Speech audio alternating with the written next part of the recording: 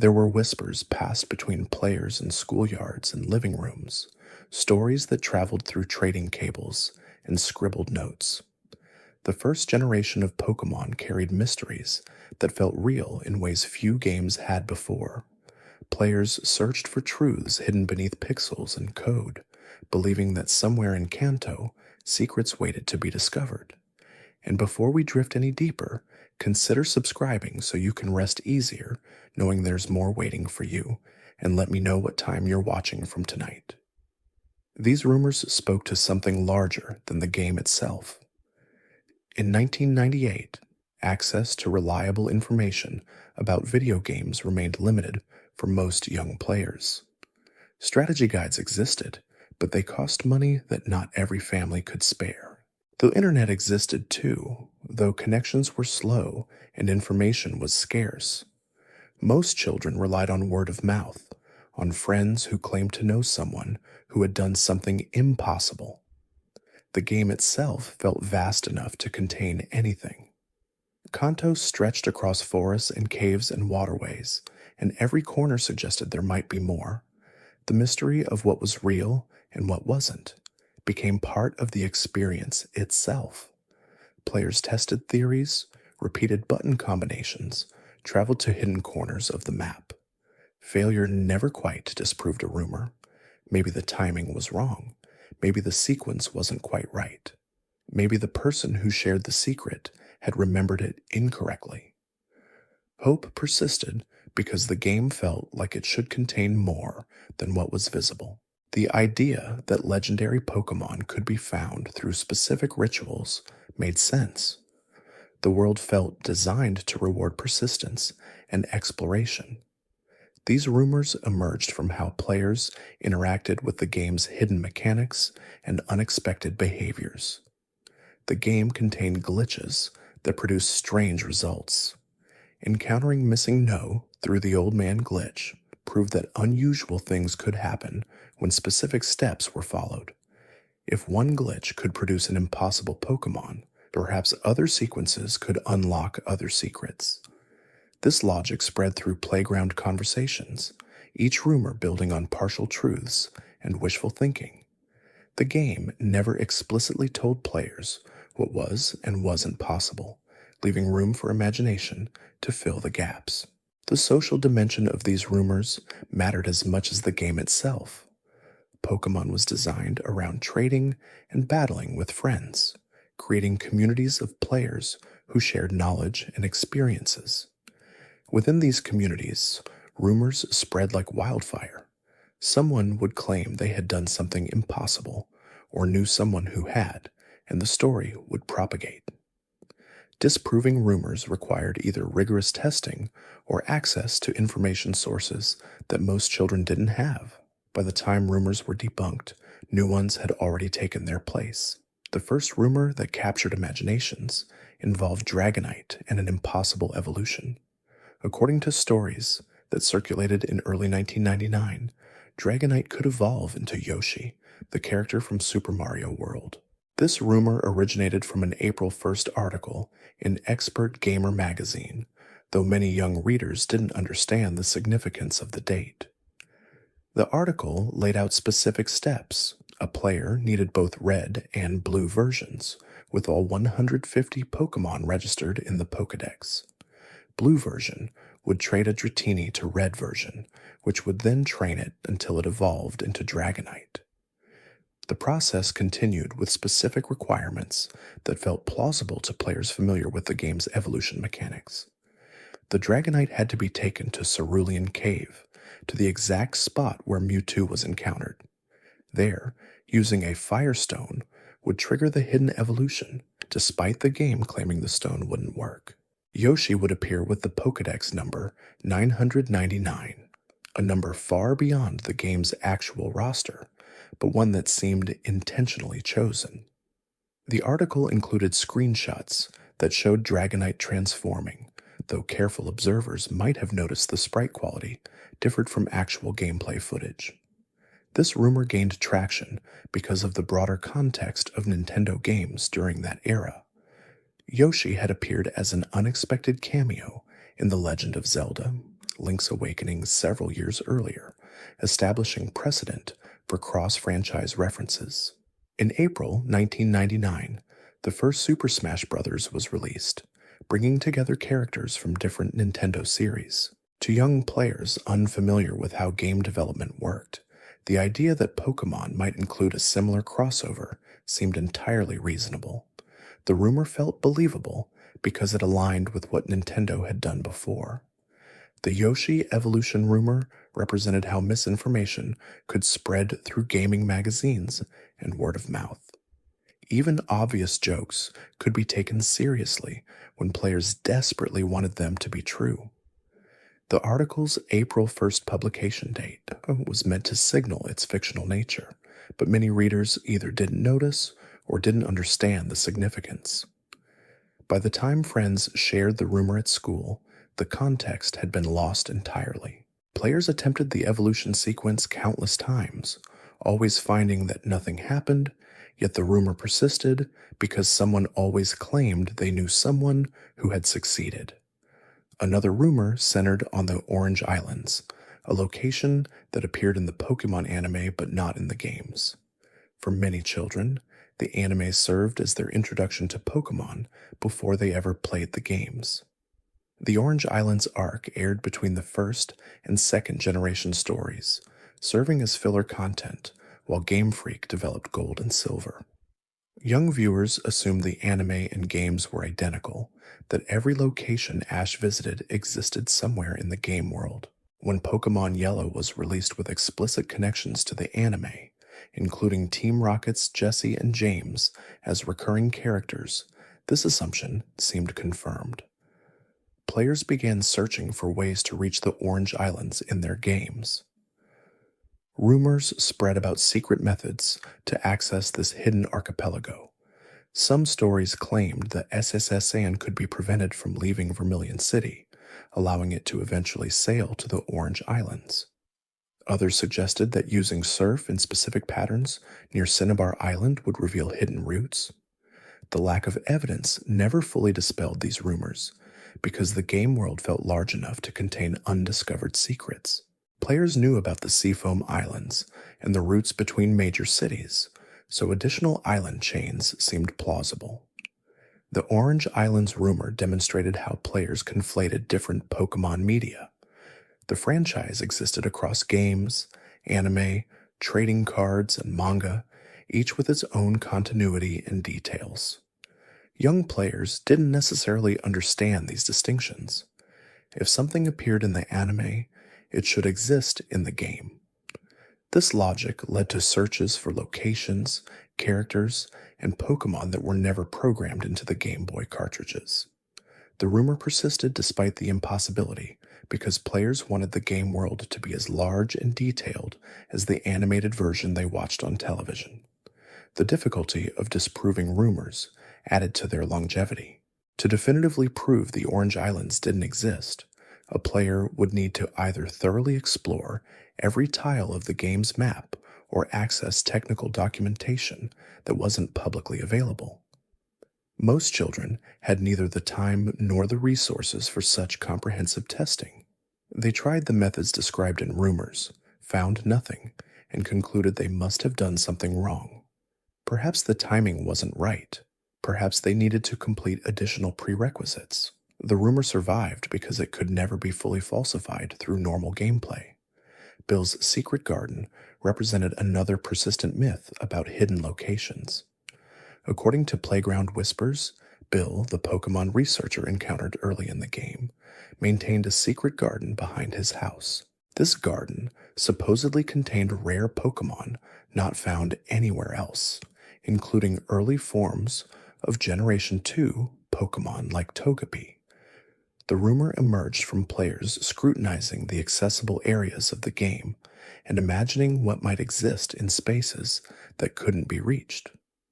Bill's house sat near the ocean with visible terrain beyond its boundaries, and players wondered if that terrain was more than decorative background. Some versions of the rumor claimed the garden could be accessed by using cut on specific trees or surf in particular locations around Bill's property. Others suggested it required triggering a specific conversation with Bill after meeting certain conditions. The Togepi element of the rumor likely originated from promotional materials for Generation 2 that began appearing before Gold and Silver's release. Players saw images of new Pokémon and assumed they might be accessible in the current generation through hidden means. The rumor felt plausible because Bill was explicitly a Pokémon researcher, suggesting he would have access to rare specimens. This rumor reflected how players interpreted the game's spatial design. The Game Boy's limited screen size meant much of the game world existed off-screen at any given moment. Players learned to trust that accessible areas could be reached by moving in the right direction, but they also noticed decorative elements that suggested depth and space beyond playable boundaries. Bill's house, positioned near the ocean with visible terrain around it, seemed like it might contain more than what was immediately accessible. The rumor filled that possibility with specific content, transforming ambiguous space into imagined gameplay. The persistence of location-based rumors demonstrated players' desire for the game world to be larger than it actually was. Kanto felt substantial, but players who completed the main story and caught all available Pokémon found themselves wanting more. Rumors about hidden areas like the Orange Islands or Bill's Secret Garden promised that more content existed, waiting to be unlocked. These rumors kept players engaged with the game, searching and experimenting even after they had technically finished everything the game offered. The search itself became part of the experience, turning Pokémon into a game about possibility as much as achievement. Obtaining legendary Pokémon through unconventional methods formed another major category of rumors. The game included 4 legendary Pokémon: Articuno, Zapdos, Moltres, and Mewtwo. 3 of these appeared in specific locations and could be caught through normal gameplay. Mewtwo required defeating the Elite Four before accessing Cerulean Cave. This official method felt insufficient to many players, who believed legendary Pokémon should require more elaborate and secret procedures to obtain. Rumors emerged claiming alternative methods existed, special sequences that would summon legendary Pokémon in unexpected locations. Some rumors described rituals that had to be performed at specific times or in specific weather conditions. Others claimed legendary Pokémon could appear in tall grass if particular button combinations were pressed while walking. These rumors drew on the game's use of pseudo-random number generation, which determined wild Pokémon encounters. Players who understood the game used random chance reasoned that perhaps certain actions could influence those random outcomes. The rumors transformed this vague understanding into specific procedures, giving players concrete steps to follow in pursuit of rare encounters. The legendary Pokémon rumors also reflected cultural beliefs about how rare items should be obtained. In many games and stories, the most valuable rewards require difficult quests or secret knowledge. Simply walking to a specific location and throwing Pokeballs felt too straightforward for creatures as powerful and rare as legendary Pokémon. Rumors provided the elaborate procedures that players felt should be necessary. These procedures felt meaningful because they required effort and knowledge, transforming legendary encounters from random battles into earned achievements. Cloning Pokémon represented a rumor with partial basis in reality. The game contained a glitch that allowed items to be duplicated, and with some creativity, this could be extended to Pokémon. The actual method involved the link cable and careful timing during trades. If the trade was interrupted at precisely the right moment, both players could end up with the traded Pokémon. This glitch worked, but it was difficult to execute correctly and required 2 Game Boys, 2 game cartridges, and a link cable. Most players didn't have access to all these resources regularly, and even those who did struggled with the timing. Rumors about cloning simplified and exaggerated what was possible. Some claimed Pokémon could be cloned without a link cable, using only specific button combinations or by depositing and withdrawing from the PC in particular patterns. Others suggested the cloning glitch worked with single player activities, requiring only precise timing and correct sequences. These simplified versions of the rumor spread more widely because they promised results without requiring additional equipment. Players attempted these fictional methods repeatedly, finding they never worked, but always suspecting they were doing something slightly wrong. The cloning rumors demonstrated how real glitches spawned fictional variations. Once players learned the game could be manipulated to produce unexpected results, they assumed many other manipulations were possible. The actual cloning glitch proved the game's code could be exploited. Rumored variations suggested the extent of possible exploits was much larger than it actually was. This pattern, repeated with many glitch-related rumors, where verified strange behaviors led to speculation about even stranger possibilities. Evolution-related rumors formed another persistent category. Many Pokémon in Generation 1 had evolution chains that seemed incomplete. Single-stage Pokémon like Lickitung, Farfetch'd, and Ditto felt like they should evolve into something more powerful. Two-stage evolution lines like the Eevee family seemed like they could include additional forms. Rumors emerged filling these perceived gaps, describing secret evolution methods for Pokémon that didn't actually have any. These rumors felt plausible because evolution was a core game mechanic, and discovering new evolution methods seemed like reasonable hidden content. Some evolution rumors claimed specific stones or items could evolve Pokémon that normally didn't evolve. Others described level-based evolutions that required Pokémon to reach levels far beyond what most players achieved. Still others suggested evolutions could be triggered by trading while holding specific items or by leveling up in particular locations. The diversity of actual evolution methods in the game supported these rumors. If Eevee could evolve into 3 different forms using different stones, perhaps other Pokémon had similarly complex evolution trees that simply weren't documented. The evolution rumors reflected players' engagement with the game's systems and their desire to discover more. Evolution represented one of the most exciting aspects of Pokémon, transforming weak creatures into powerful ones and revealing new designs. Players naturally wanted this excitement to extend beyond what the game explicitly showed. Rumors about secret evolutions promised that the transformation and discovery could continue. Every Pokémon that didn't evolve became a candidate for secret evolution rumors, with players imagining what hidden forms might exist. Picablu represented one of the most widespread rumors, existing in the strange space between fiction and reality. Players circulating rumors described a water-type evolution of Pikachu with a blue coloration.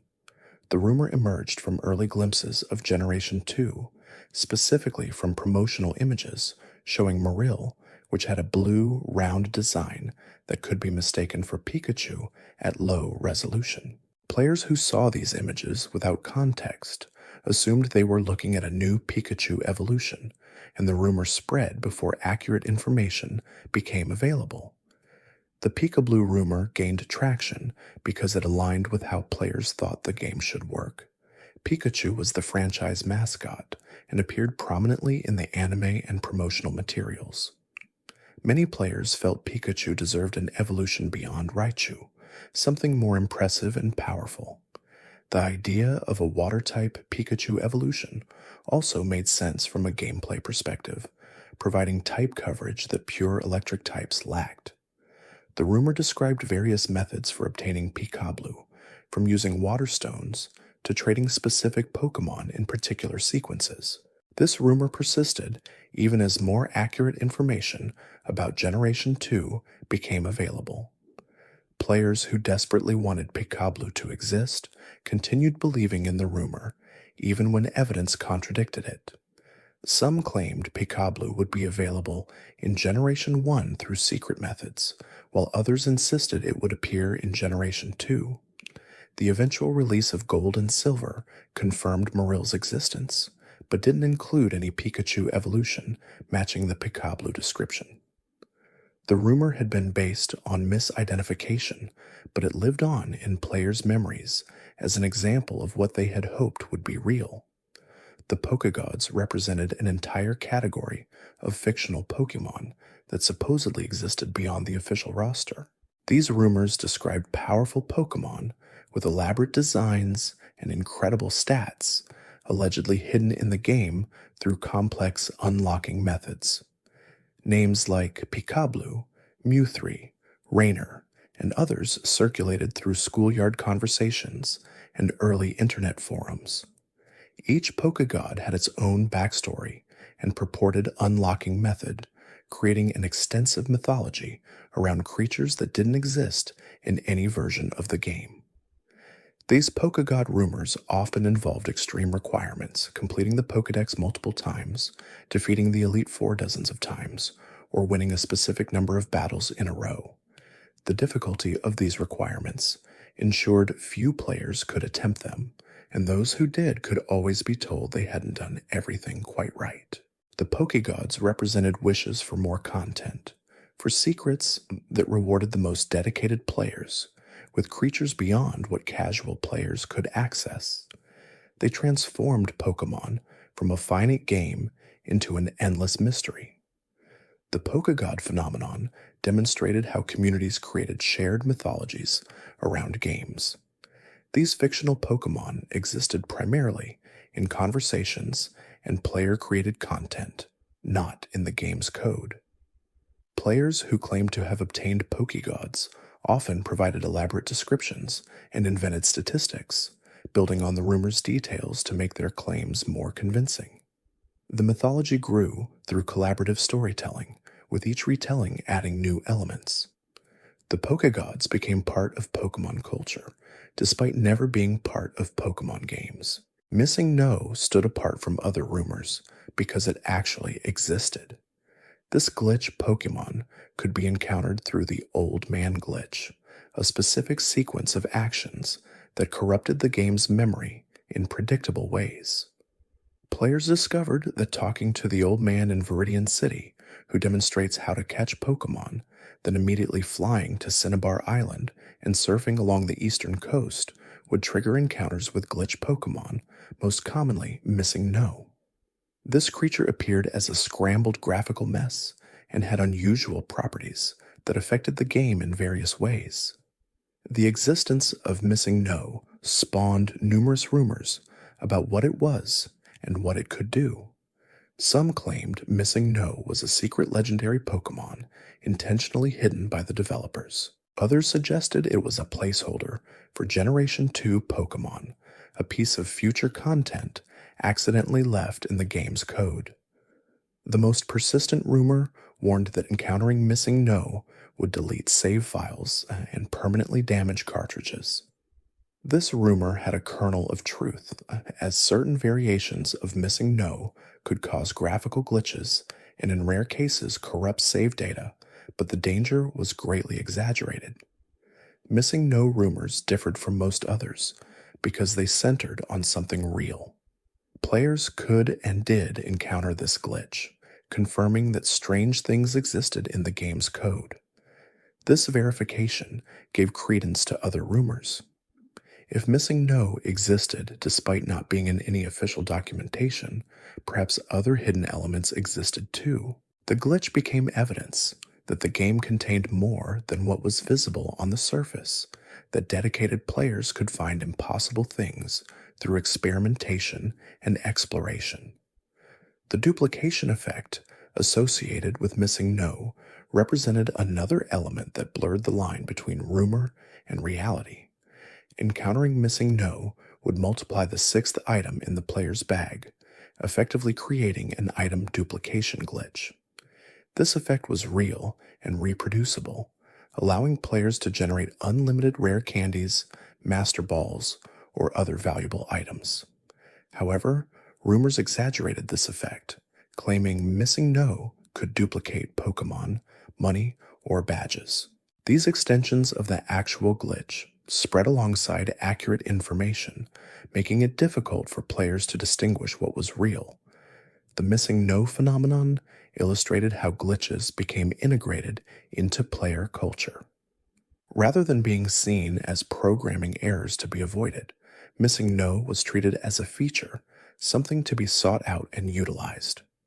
Players developed detailed guides for safely encountering missing no and using its duplication effect while minimizing potential harm to save files. This player driven knowledge sharing created unofficial expertise around a glitch that developers had never intended anyone to encounter. The boundary between legitimate gameplay and glitch exploitation became fuzzy. The rumor about missing no permanently corrupting save files likely originated from players who experienced unrelated technical failures. Generation 1 cartridges used internal batteries to maintain save data, and these batteries had limited lifespans. When a battery died, the save file would be erased. Players who had recently encountered missing no might blame the glitch for what was actually a hardware failure. This false correlation strengthened the rumor, as players had genuine experiences of losing save data that they attributed to the wrong cause. Catching missing no became a rite of passage for many players, a way to prove knowledge of the game's secrets and willingness to take risks. Players who successfully caught missing no and duplicated rare items became sources of authority within their social groups. They could provide master balls or rare candies to friends, demonstrating mastery of the glitch. This social dynamic reinforced the importance of missing no within player culture. The glitch wasn't just a curiosity, but a practical tool that had real impact on how people played and shared the game.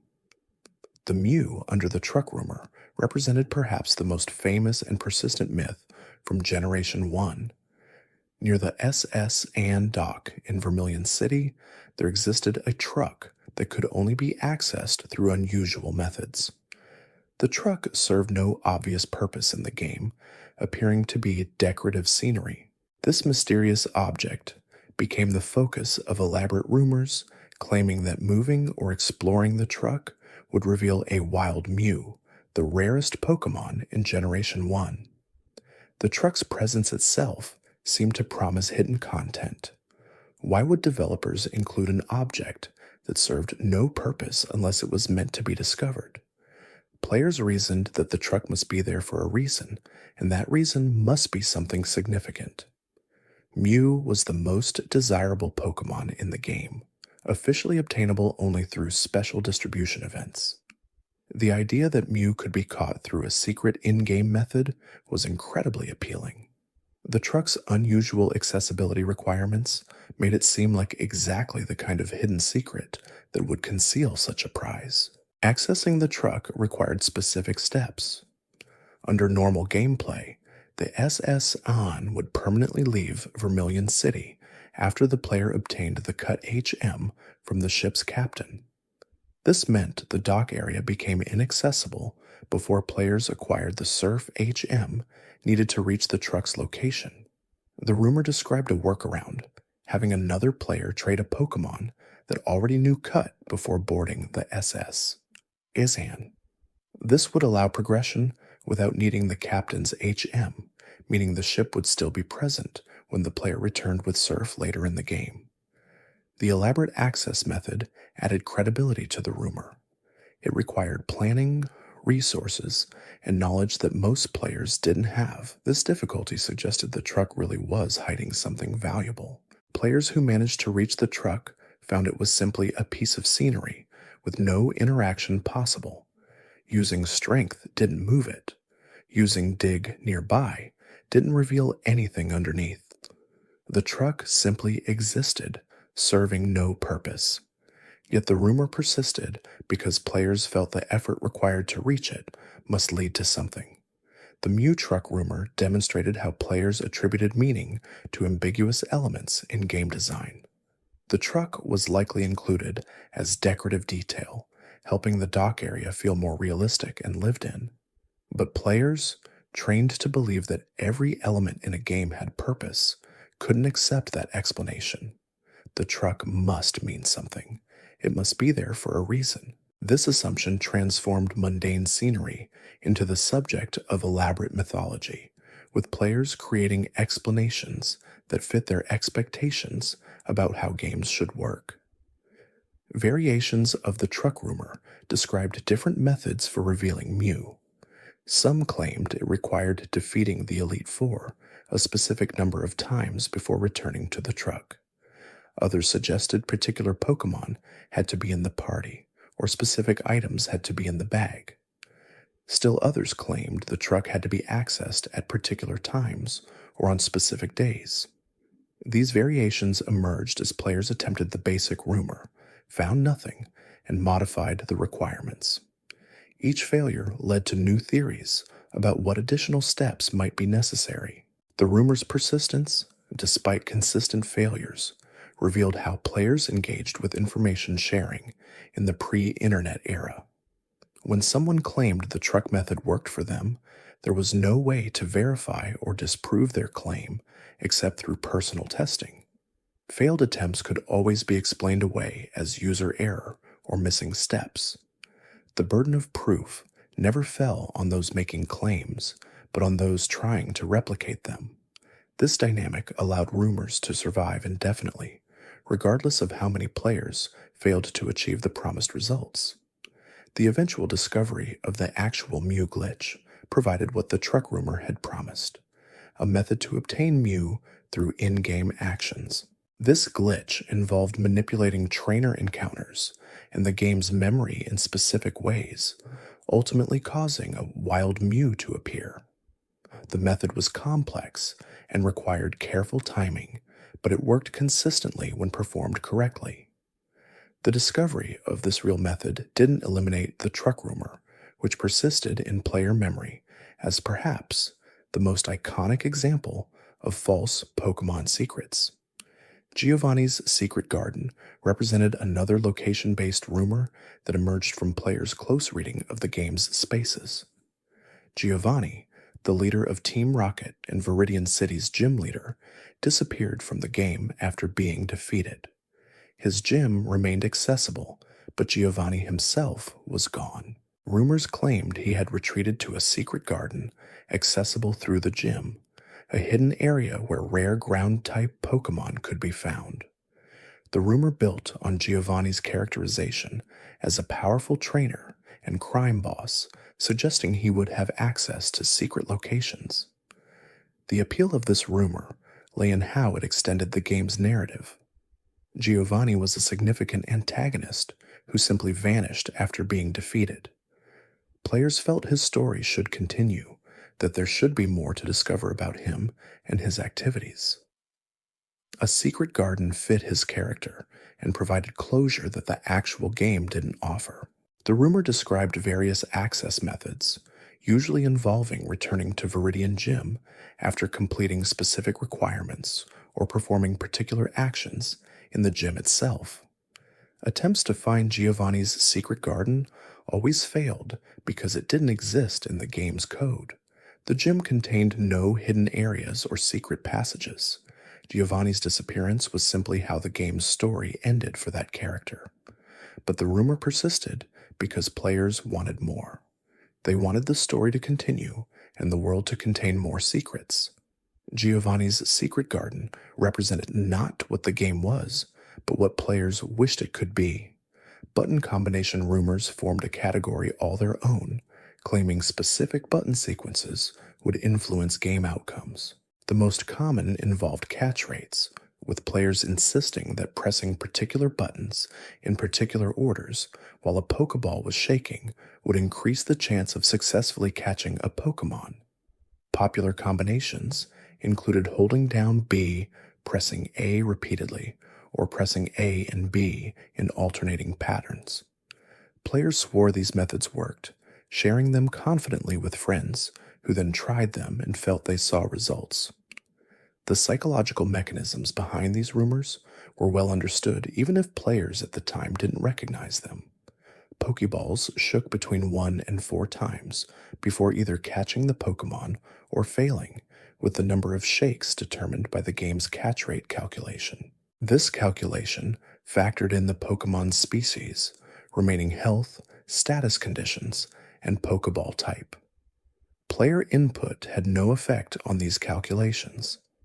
However, the random nature of catch attempts meant that sometimes Pokeballs succeeded after players pressed specific buttons, creating the illusion of causation. This illusory correlation reinforced button combination beliefs. When a player held B while a Pokeball shook and successfully caught a rare Pokemon, that success was memorable and seemed to validate the technique. Failures were dismissed as times when the button wasn't held quite right or when other factors interfered. The human mind naturally seeks patterns and causal relationships, even in random events. Button combinations provided players with a sense of control over random outcomes, making the game feel more responsive to their actions even when it wasn't. The social transmission of button combination rumors created a form of collective belief. When multiple friends all claimed a particular method worked for them, it became harder to dismiss as coincidence. Players would try the methods themselves, experience occasional successes that were actually random chance, and confirm to others that the method worked. This circular reinforcement created communities of players who collectively believed in techniques that had no actual effect on gameplay. The belief itself became part of the game's culture.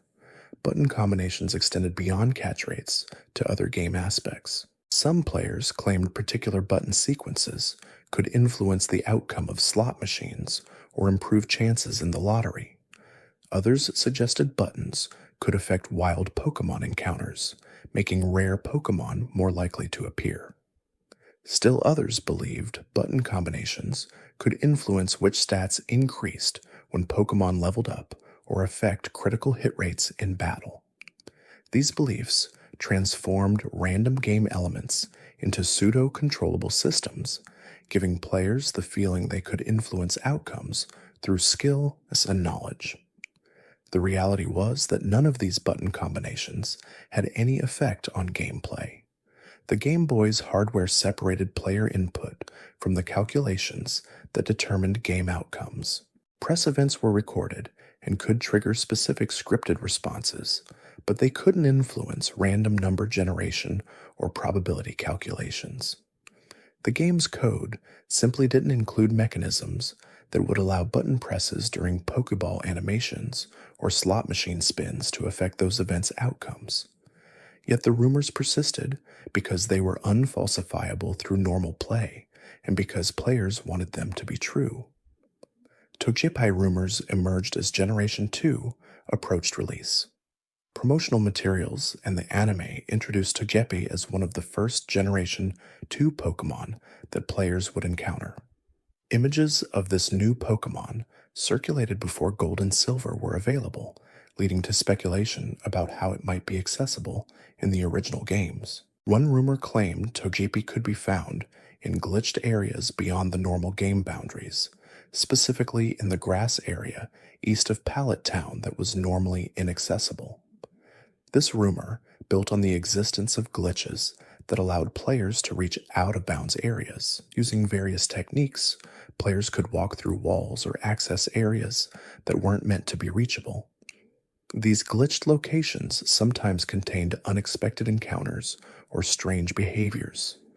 The rumor suggested that accessing specific out-of-bounds grass patches would trigger wild Togepi encounters, providing early access to Generation 2 content.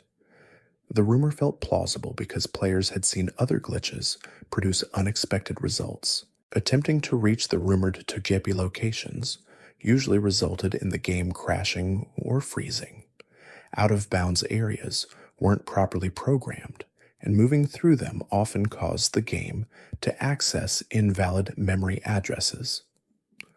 Players who tried to find Togepi by exploring glitched areas typically experienced technical failures rather than new Pokémon encounters. Yet the rumor persisted because crashes could be interpreted as the game trying to load content it couldn't properly handle, rather than as evidence the content didn't exist. The Togepi rumors reflected player anticipation for Generation 2 and desire to access new content immediately. Waiting for Gold and Silver's release felt unbearable when images and information about new Pokemon were already available. Rumors about finding Generation 2 Pokemon and Generation 1 games bridged that gap, offering hope that the new content could be experienced sooner. These rumors were wishes made concrete, transforming impatience into belief that if players just searched hard enough, they could find what they wanted. The relationship between glitches and rumors remained complex throughout Generation 1's lifespan. Verified glitches like Missing No and the Mew glitch proved the game could be manipulated to produce unexpected results. This verification suggested other manipulations were possible, leading to speculation about additional glitches that might exist. Some rumors described real glitches, but exaggerated their effects or simplified their requirements. Others described entirely fictional glitches that were supposedly possible but had never been successfully demonstrated. The process of distinguishing real glitches from fictional ones required technical knowledge most players didn't have. Understanding how the Game Boy's hardware worked and how Pokemon's code was structured would have made it clear which rumors were possible and which weren't. Without that knowledge, players had to rely on trial and error, attempting rumored techniques and seeing what happened. The difficulty and time required for thorough testing meant many rumors were never definitively proven or disproven by the average player. Online communities eventually began documenting and testing rumors systematically, using technical tools to examine the game's code and memory. This technical analysis revealed which glitches actually existed and how they worked, separating fact from fiction. But this happened relatively slowly, and even after accurate information became available, false rumors continued circulating because they were embedded in player culture and memory. The rumors had become stories worth sharing regardless of their truth value. The cultural impact of these rumors extended beyond the game itself. They represented a particular moment in gaming history when information was scarce and player communities had to rely on word of mouth and experimentation. The rumors fostered social connections as players shared secrets and tested theories together. They encouraged creativity and imagination, with players constructing elaborate explanations for how the game might work. They made Pokémon feel larger and more mysterious than it actually was, enriching the play experience even when the rumors themselves were false. Looking back at these rumors reveals how players engaged with games before widespread internet access changed information sharing. The mystery and speculation were themselves valuable, adding layers of engagement that went beyond simply playing the game as designed. Players became investigators and storytellers, collaborating to understand and expand the game's possibilities. The false rumors created shared experiences and memories that lasted long after the truth was known. They became part of what it meant to have played Pokémon during that era. The persistence of rumors, despite repeated failures to verify them, demonstrated the power of hope and community belief. Players wanted secrets to exist, wanted the game to be more than it appeared on the surface. This desire was strong enough to sustain rumors for years, even as mounting evidence suggested they were false. The emotional investment in these secrets made them resistant to disproof. Admitting a rumor was false meant accepting the game was finite, that there wasn't more hidden content waiting to be discovered. Many players preferred to keep believing. The eventual revelation of truth about these rumors created its own form of nostalgia. Players who had spent hours trying to move the truck or reach Bill's secret garden could look back and appreciate the dedication and creativity that went into these attempts. The failures became funny stories rather than disappointments. The rumors themselves became artifacts of a particular gaming era, representing how different the landscape was before reliable information became readily available. They were remembered fondly as part of the complete Pokémon experience.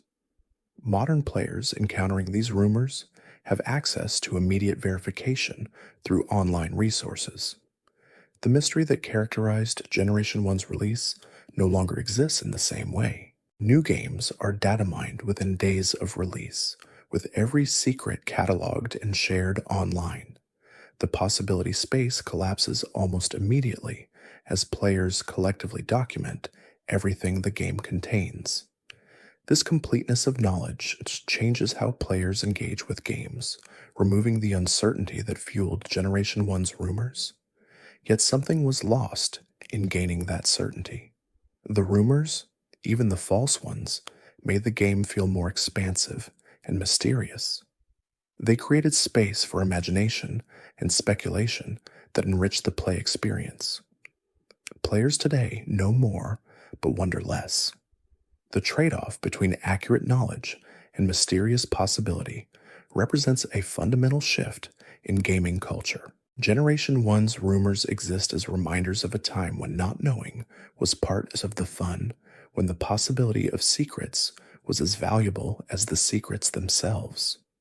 The rumors also demonstrated how games exist beyond their code, living in the communities that play them. Pokémon in 1998 was not just the data on Game Boy cartridges, but the conversations between friends, the strategies shared at lunch tables, the stories told about impossible discoveries. The rumors were part of this expanded game, adding content that existed only in player imagination and discourse. They were collaborative fiction that players created together, building on the foundation the game provided, but extending it in directions the developers never intended. Understanding these rumors requires understanding the context in which they emerged. Information scarcity, the newness of the Pokémon phenomenon, the technical limitations of the era, and the social dynamics of schoolyard culture all contributed to how rumors spread and persisted. The rumors were products of their specific moment in time, unlikely to be replicated in modern gaming, where information flows freely and communities can quickly verify or debunk claims. They represent a historical artifact as much as a gaming phenomenon. The false rumors ultimately didn't harm the game's legacy. If anything, they enhanced it by adding layers of folklore and shared memory. Players remember Pokémon not just for what it was, but for what they believed it could be. The truck, the secret gardens, the Pokégods all became part of Pokémon's mythology, even though they were never part of the game. This mythology enriched the franchise, creating stories that lasted longer than any individual playthrough. The rumors gave players something to talk about for years afterward. In examining these rumors, we see how players actively participated in creating meaning around games. They weren't passive consumers, but active collaborators, constructing stories and possibilities that extended beyond what developers programmed. This creative engagement represented players taking ownership of the game, making it their own through speculation and imagination. The rumors were expressions of player agency, assertions that the game could and should be more than what was explicitly presented. The legacy of Generation 1's rumors continues in various forms. Modern Pokémon games still inspire speculation and theory crafting, though the rumors now spread and are debunked much more quickly. The spirit of searching for secrets remains part of the franchise's appeal. Game Freak occasionally includes Easter eggs and hidden content that reward thorough exploration, acknowledging the player desire for secrets that the rumors represented. The difference is that now these secrets are real and can be verified. The rumors also influenced how games were designed going forward. Developers learned that players would search thoroughly for hidden content and develop elaborate theories about what might exist. This knowledge influenced decisions about what secrets to include and how obvious to make them. The relationship between developers and players evolved, with developers anticipating player behavior based partly on how communities had engaged with earlier games. The rumors help shape this evolving relationship. Looking at specific rumor categories reveals patterns in player thinking and desire. Location based rumors like the Orange Islands or Bill's Secret Garden reflected wishes for the game world to be larger, for more areas to explore beyond what was immediately accessible. Evolution rumors revealed player engagement with the transformation mechanic and desire to see more Pokémon change and grow. Legendary Pokémon rumors demonstrated how players felt. Rare creatures should require elaborate quests rather than straightforward encounters. Item and glitch rumors showed how players tried to understand and exploit the game's underlying systems. Button combination rumors revealed the human tendency to perceive patterns in randomness and seek control over chance outcomes. The diversity of rumor types demonstrated the different ways players engaged with the game, the different aspects they found compelling or mysterious. Each type of rumor addressed a different dimension of player desire and curiosity. The social dynamics of rumor spreading merit deeper consideration. Rumors typically originated with a source claiming first-hand experience or knowledge from a credible authority. This source might be an older sibling, a friend who was known as a gaming expert, or a magazine article. The claim would then spread through personal networks as believers shared the information with their friends. Each retelling potentially modified the rumor, adding details or changing requirements. The game of telephone meant rumors evolved as they spread. Challenging rumors was socially difficult. Players who expressed skepticism about popular rumors risked being seen as naive or uninformed. The burden of proof fell on skeptics to definitively disprove rumors rather than on believers to prove them. This dynamic favored rumor persistence because definitive disproof was often impossible through normal means. A player who tried a rumored method and failed could always be told they did something wrong, while a player who claimed success was taken at their word. The economics of gaming magazines and strategy guides also influenced rumor culture. Official guides were expensive, and families had to decide whether the investment was worthwhile. Many children played without access to authoritative information, making them more susceptible to rumors. When strategy guides did become available, they sometimes contained errors or incomplete information, further muddying what was true. The information landscape was messy and uncertain, creating perfect conditions for rumors to flourish. Regional differences in information access meant rumors varied by location. Players in some areas might have access to gaming magazines or internet resources that others didn't. This created information asymmetries, where some communities had more accurate knowledge, while others relied more heavily on local rumor networks. The rumors that spread in one region might never reach another, or might exist in different forms. This geographic variation added to the rumor ecosystem's complexity. Language barriers also affected rumor propagation. Pokémon was initially released in Japanese before being localized for other regions. Some rumors originated from misunderstood or mistranslated information from Japanese sources. Others emerged from differences between the Japanese and localized versions of the game. Players who accessed Japanese information without understanding the language might misinterpret what they found, creating new rumors based on misunderstanding. These cross-cultural information flows added another layer to how rumors developed and spread. The psychology of belief maintenance explains why rumors persisted even after debunking.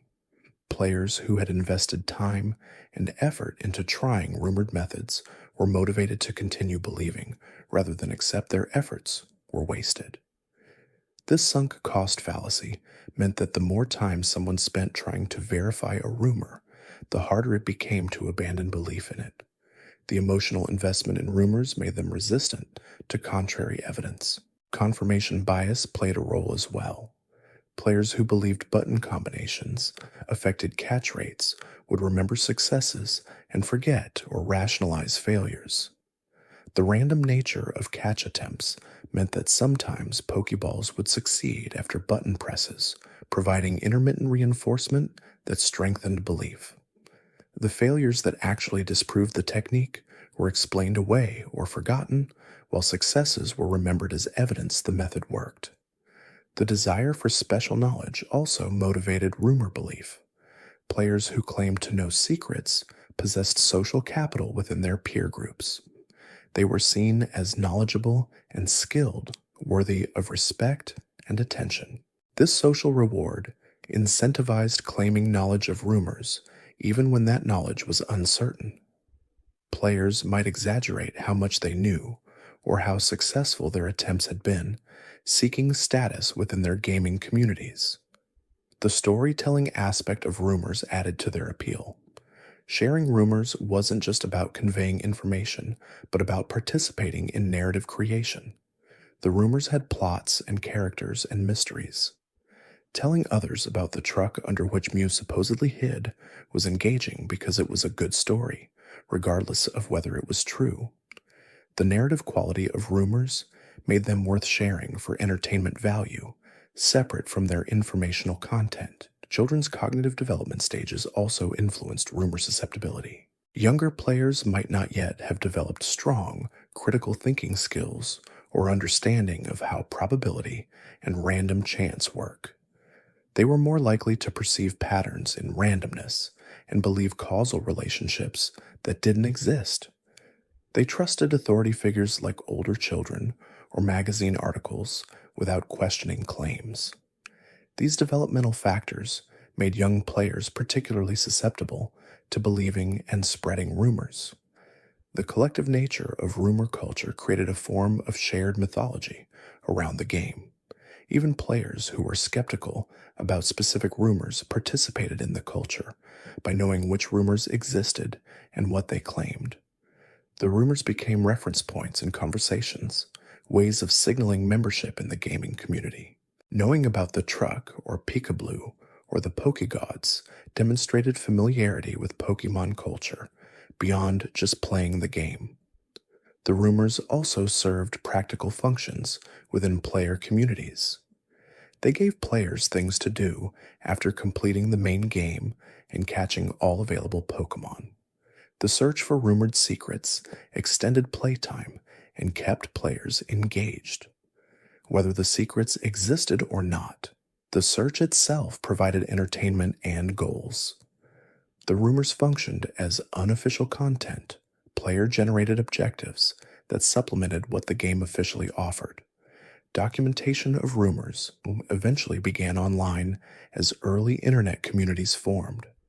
Websites dedicated to Pokémon started cataloging rumors, compiling lists of what players claimed was possible. These lists mixed verified information with unverified rumors, often without clear distinction. Later, as understanding of the game's mechanics improved, these communities began systematically testing and debunking rumors. The transition from rumor collection to rumor debunking marked a shift in how online gaming communities functioned. The technical community's investigation of Pokemon's code eventually revealed exactly what was and wasn't possible. Memory editors and disassemblers allowed researchers to examine how the game worked at a fundamental level. This technical analysis definitively disproved rumors that had persisted for years. The truck was just scenery. Bill's garden didn't exist. Button combinations had no effect on catch rates. The code was clear and unambiguous. Yet even after this information became available, rumors persisted in casual conversation and player memory. The difference between what technical analysis revealed and what players believed highlighted the distinction between the game as code and the game as cultural phenomenon. The code was fixed and deterministic, doing only what it was programmed to do. The cultural phenomenon was fluid and imaginative, including everything players thought and believed about the game. The rumors existed in the cultural space, rather than the technical space, making them resistant to technical debunking. Modern appreciation for these rumors often takes a nostalgic form. Players who experienced Generation 1 during its original release look back fondly on the mystery and speculation, even knowing the rumors were false. The experience of searching and wondering is remembered as valuable in itself. The rumors become amusing examples of how different the gaming landscape was, artifacts of a particular historical moment that can't be replicated but can be appreciated in retrospect. The rumors also raise questions about game design philosophy. Should games include real secrets of the kind players imagined existed? Game Freak has sometimes included elaborate hidden content in later games, perhaps influenced by how thoroughly players searched Generation 1. The lesson might be that players will search anyway, so providing real secrets rewards that search behavior. Or the lesson might be that the mystery itself is valuable, and knowing definitively what does and doesn't exist removes some of the game's magic. The preservation of rumor history has become its own endeavor. Gaming historians and enthusiasts document the rumors, cataloging which ones existed, when they emerged, and how they spread. This documentation serves multiple purposes: historical record, entertainment for newer players unfamiliar with the rumors, and analysis of gaming culture evolution. The rumors have become historical artifacts worth preserving and studying. The educational value of examining these rumors extends beyond gaming. They demonstrate how misinformation spreads, how communities form consensus around false beliefs, and how individuals maintain beliefs despite contrary evidence. The rumor ecosystem provides case studies in social psychology, group dynamics, and information propagation that have broader applications. Understanding why players believed false rumors helps understand how humans process and share information generally. The creative writing and fan fiction inspired by rumors represents another dimension of their impact. Players who were disappointed that rumored content didn't exist sometimes created their own versions through stories, artwork, or fan games. The rumors became prompts for creative expression, inspiring players to imagine and construct what they wished existed. This creative response transformed disappointment into productivity, channeling the desire for more content into player-generated alternatives. The commercial impact of rumors was also significant. Pokémon's sustained popularity was partly driven by ongoing mystery and speculation. Players kept buying the games and related merchandise partly because they believed undiscovered secrets remained. The rumors kept Pokémon in conversation and kept players engaged between official releases. From a business perspective, the mystery generated by rumors was valuable even if the rumors themselves were false. The relationship between official and unofficial information channels evolved partly in response to rumor culture.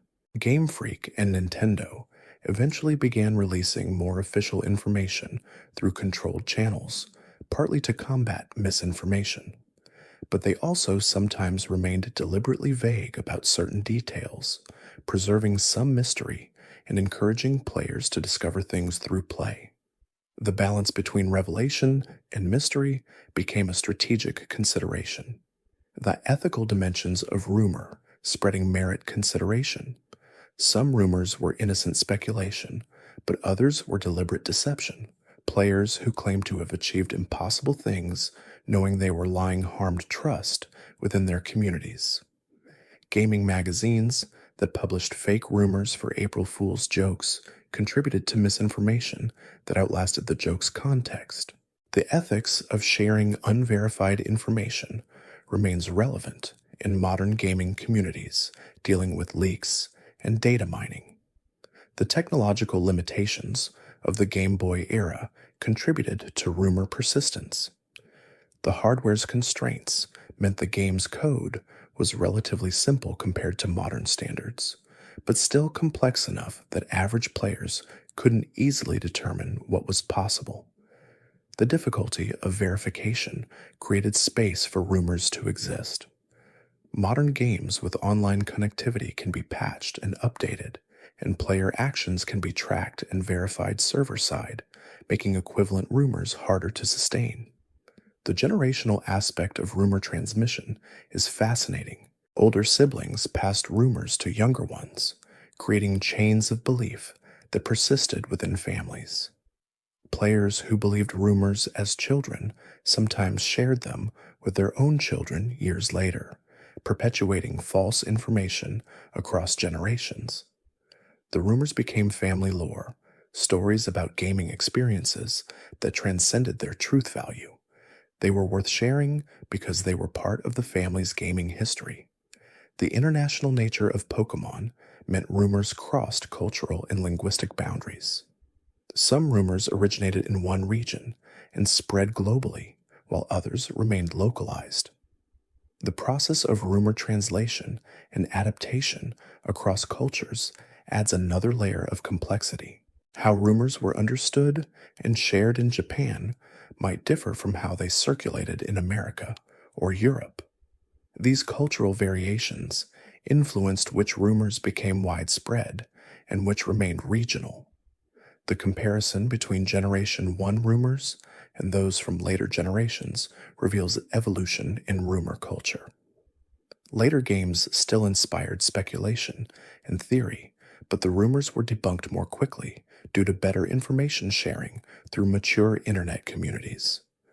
The nature of rumors changed too, focusing more on upcoming content and data mined information rather than secrets supposedly hidden in current games. The shift reflected how information access changed gaming culture. The metagame of rumor verification became its own form of gameplay. Players who dedicated themselves to testing rumors systematically, documenting results, and sharing findings played the game in a different way than those focused on main objectives. This metagame required patience, thoroughness, and willingness to prove negative results. The players who engaged in verification were doing investigative work, approaching Pokémon as a mystery to be solved through empirical testing. The philosophical questions raised by rumor culture touch on epistemology and belief. How do we know what we know? What constitutes adequate evidence for belief? When should we abandon beliefs in the face of contrary evidence? The rumor ecosystem forced players to grapple with these questions, often without realizing they were engaging with fundamental philosophical issues. The game became an accidental lesson in critical thinking and skepticism. The artistic interpretation of rumors in fan works shows how they inspired creativity. Fan artists drew imagined Pokegods and locations that were rumored to exist. Fan fiction writers created stories about trainers discovering these secrets. Fan game creators sometimes implemented rumored content that official games never included. The rumors generated a creative ecosystem around Pokémon that enriched the franchise beyond official content. The archive of gaming magazines from the era provides material record of rumor culture. These magazines sometimes published reader letters claiming various discoveries, giving rumors print legitimacy even when they were unverified. Other times, magazines published guides and tips that perpetuated false information. The magazines become historical documents showing how rumors existed in physical media before digital information dominated. The role of gaming stores and rental services in rumor culture deserves mention. Store employees and regular customers formed communities where information was shared. Players might ask store employees about rumors or share their own discoveries. Rental services meant players had limited time with games, potentially not enough to thoroughly test rumors, but enough to hear about them and spread them further. These physical spaces facilitated rumor sharing before online communities became dominant. The documentary projects that later examined Generation 1 rumors serve an important archival and analytical function. Videos, articles, and research papers have explored where rumors came from, why they persisted, and what they reveal about gaming culture. This documentation ensures future generations can understand this aspect of gaming history, even though the rumors themselves are now known to be false. The historical record of belief is as important as the record of fact. The examination of specific rumor mechanics reveals deeper patterns in how players understood the game's systems. The catch rate calculation in Generation 1 involved several variables that determined success probability for any given Pokeball throw. The Pokemon species had a base catch rate value. The Pokemon's remaining health as a percentage affected difficulty. Status conditions like sleep or paralysis increased catch chances. The type of Pokeball used had its own multiplier. These factors combined in a formula that produced a number compared against random chance. Players who understood statistics and probability could calculate theoretical catch rates for any situation. But most players, especially children, didn't have this understanding. They experienced catch attempts as sometimes succeeding and sometimes failing with no apparent pattern. This randomness felt like it should be controllable. Games typically rewarded skill and proper action with success. The randomness of catch rates violated this expectation, creating cognitive dissonance that button combination rumors resolved. If specific buttons could influence outcomes, then success reflected skill rather than luck. The random number generation system used by the Game Boy created pseudo-random numbers based on seed values and algorithms. These numbers determined wild encounters, critical hits, catch success, and various other game elements. The system was deterministic in that the same seed values would produce the same sequence of random numbers. But from the player's perspective, the results appeared random.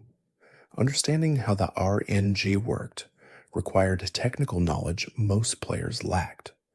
This lack of understanding created space for rumors about manipulating randomness. Some players developed elaborate theories about RNG manipulation based on partial understanding.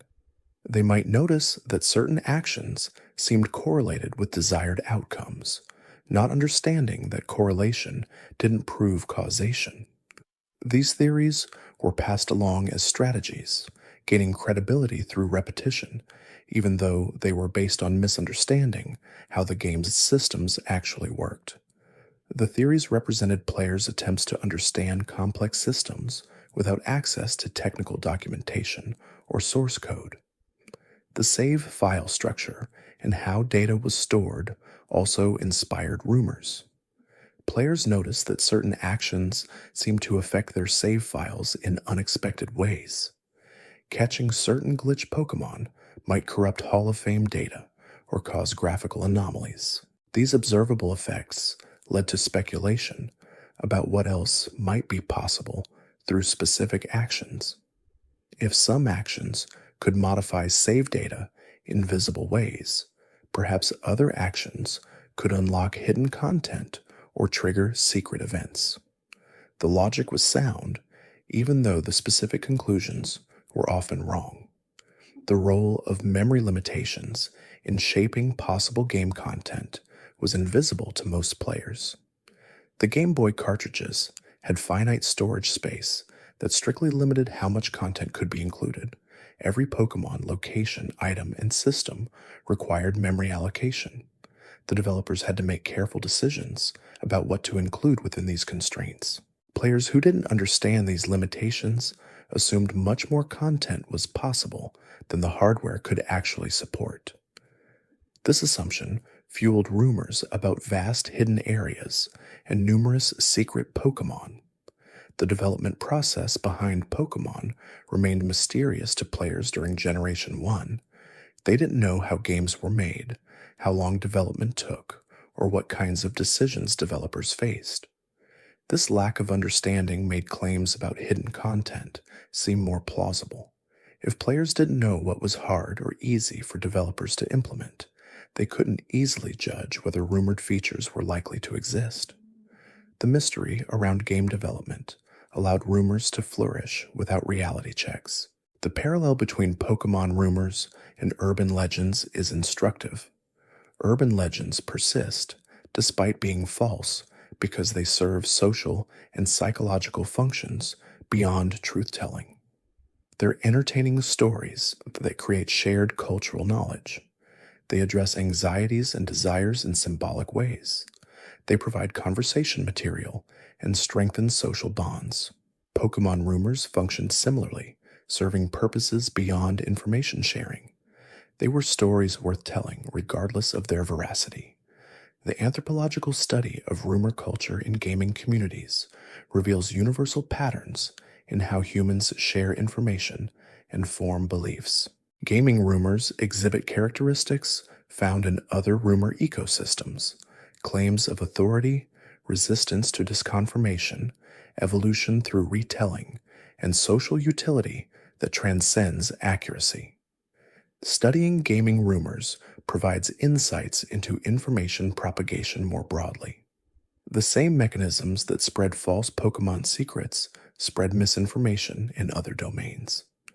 The comparison between pre-internet and post-internet rumor culture is stark. Before widespread internet access, rumors spread slowly through personal networks, taking weeks or months to propagate across regions. After internet forums and websites became common, rumors could spread globally within days or hours. But internet access also enabled rapid fact-checking and debunking. The same technology that accelerated rumor spread also accelerated their verification or disproof. This created a different information ecosystem with faster cycles of claim and counterclaim.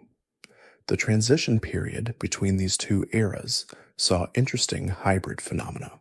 Some players had internet access, while others didn't, creating information asymmetries. Online communities began documenting and testing rumors systematically, producing verified information that then filtered back to offline communities through players who had access to both. This bridging between online and offline information networks accelerated the eventual debunking of persistent rumors while also introducing new rumors discovered through online experimentation. The archival challenge of preserving rumor history raises methodological questions. Rumors existed primarily in oral tradition and ephemeral written forms like playground notes. Most weren't documented in permanent media. Reconstructing what rumors existed, when and where, requires relying on player memories, which are fallible and influenced by subsequent information. Gaming historians attempting to document rumor culture face challenges similar to those studying any oral tradition. The evidence is fragmentary, and interpretations vary. The legal and intellectual property dimensions of rumor culture had implications for how companies responded. False rumors about game content could be seen as damaging to brands if they created unrealistic expectations, but aggressive debunking could also harm community goodwill. Companies had to balance correcting misinformation against allowing communities to engage with games on their own terms. This balance influenced how much official information was released and how companies responded to rumor ecosystems. The educational content created around debunking rumors served important functions.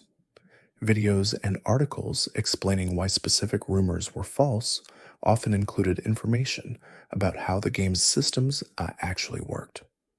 This educational material helped players understand game mechanics and programming concepts. The process of debunking became an opportunity for learning.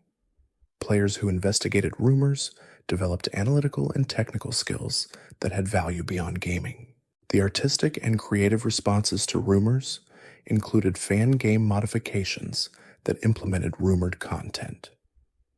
ROM hackers created versions of Pokémon that included content from persistent rumors, allowing players to experience what they had imagined existed. These modifications represented players taking creative control, building the game they wished official versions had been. The modifications became part of Pokemon's extended creative ecosystem, showing how player desire shaped unofficial content creation. The memorial and commemorative aspects of rumor culture appear in how communities remember and celebrate these false beliefs. Anniversary posts on forums recall famous rumors with fondness. YouTube videos explore rumor history for nostalgic audiences. The rumors have become cultural touchstones that unite players across generations. Shared memory of believing false things creates bonds and collective identity. The rumors matter not because they were true, but because believing them was a shared experience. The philosophical consideration of how games create meaning through player interpretation extends to rumor culture. Games are texts that players read and interpret, constructing understanding based on what they observe and experience. The official game was one text, but the game as culturally understood included rumors and speculation. This expanded text shaped player experience significantly. The meaning of Pokémon for many players included the mystery and search that rumors inspired, making those rumors part of the game's actual content in experiential terms. The relationship between difficulty and rumor persistence merits examination. Rumors about easily testable claims were debunked quickly. Rumors requiring extensive time investment or specific resources persisted longer because fewer players could thoroughly test them. The truck rumor required trading to get cut early, obtaining surf, and traveling back to a normally inaccessible area. This difficulty meant fewer players attempted verification, allowing the rumor to persist longer than simpler claims that many players could quickly test. The strategic ambiguity that Game Freak sometimes employed regarding game secrets influenced rumor culture. Official sources would sometimes hint at mysteries without fully explaining them, preserving discovery opportunities for players. This intentional ambiguity created information vacuums that rumors filled. Players couldn't distinguish between hints about real secrets and spaces where no secrets existed. The ambiguity that enhanced real secrets also enabled false rumors to thrive in areas where nothing was hidden. The competitive dimension of knowledge claiming appears in how players established authority through claiming special knowledge. Within peer groups, the player who knew the most secrets had status. This created incentives to claim knowledge even when uncertain. Players might exaggerate how much they knew or what they had accomplished to maintain their status as gaming experts. These status dynamics influenced what information was shared and how confidently claims were made. The role of imagination in enriching play experience through rumor culture shouldn't be understated. The search for rumored secrets engaged players' imaginations in ways that straightforward gameplay sometimes didn't. Imagining what might be hidden behind the truck or inside Bill's garden made the game world feel more expansive and mysterious. The imagination sparked by rumors enhanced play experience, even when the rumors were false. The feeling of possibility mattered as much as actual content. The documentation of development history that eventually emerged years later provided context for why certain rumors couldn't have been true. Interviews with developers revealed design decisions, hardware constraints, and development timelines. This information helped explain why rumored features didn't exist, but it also showed how some rumors had kernels of truth. Some rumored Pokémon had existed in early development, but were cut. Some rumored features had been considered, but not implemented. The development history validated the intuition that more had been planned, even while confirming that specific rumors were false. The community archives of rumor-related content serve as historical records of gaming culture evolution. Screenshots of forum discussions, archived websites dedicated to rumors, and preserved gaming magazine issues all document how rumors spread and evolved. These archives allow contemporary analysis of historical rumor culture. Researchers can examine how information propagated, how communities responded to claims, and how truth was eventually established. The archives make visible a phenomenon that was largely invisible at the time. The pedagogical use of rumor history in teaching critical thinking and media literacy demonstrates broader value. Educators can use gaming rumors as case studies showing how misinformation spreads, why people believe false claims, and how to evaluate evidence. The gaming context makes the lessons engaging for students who might not respond to more traditional examples. The rumor ecosystem provides accessible material for teaching important analytical skills. The generational differences in experiencing Pokémon rumors create interesting divides within player communities. Those who played during Generation 1's original release have memories of genuinely not knowing what was true. Later generations encountered the games with established knowledge of what was real and what wasn't.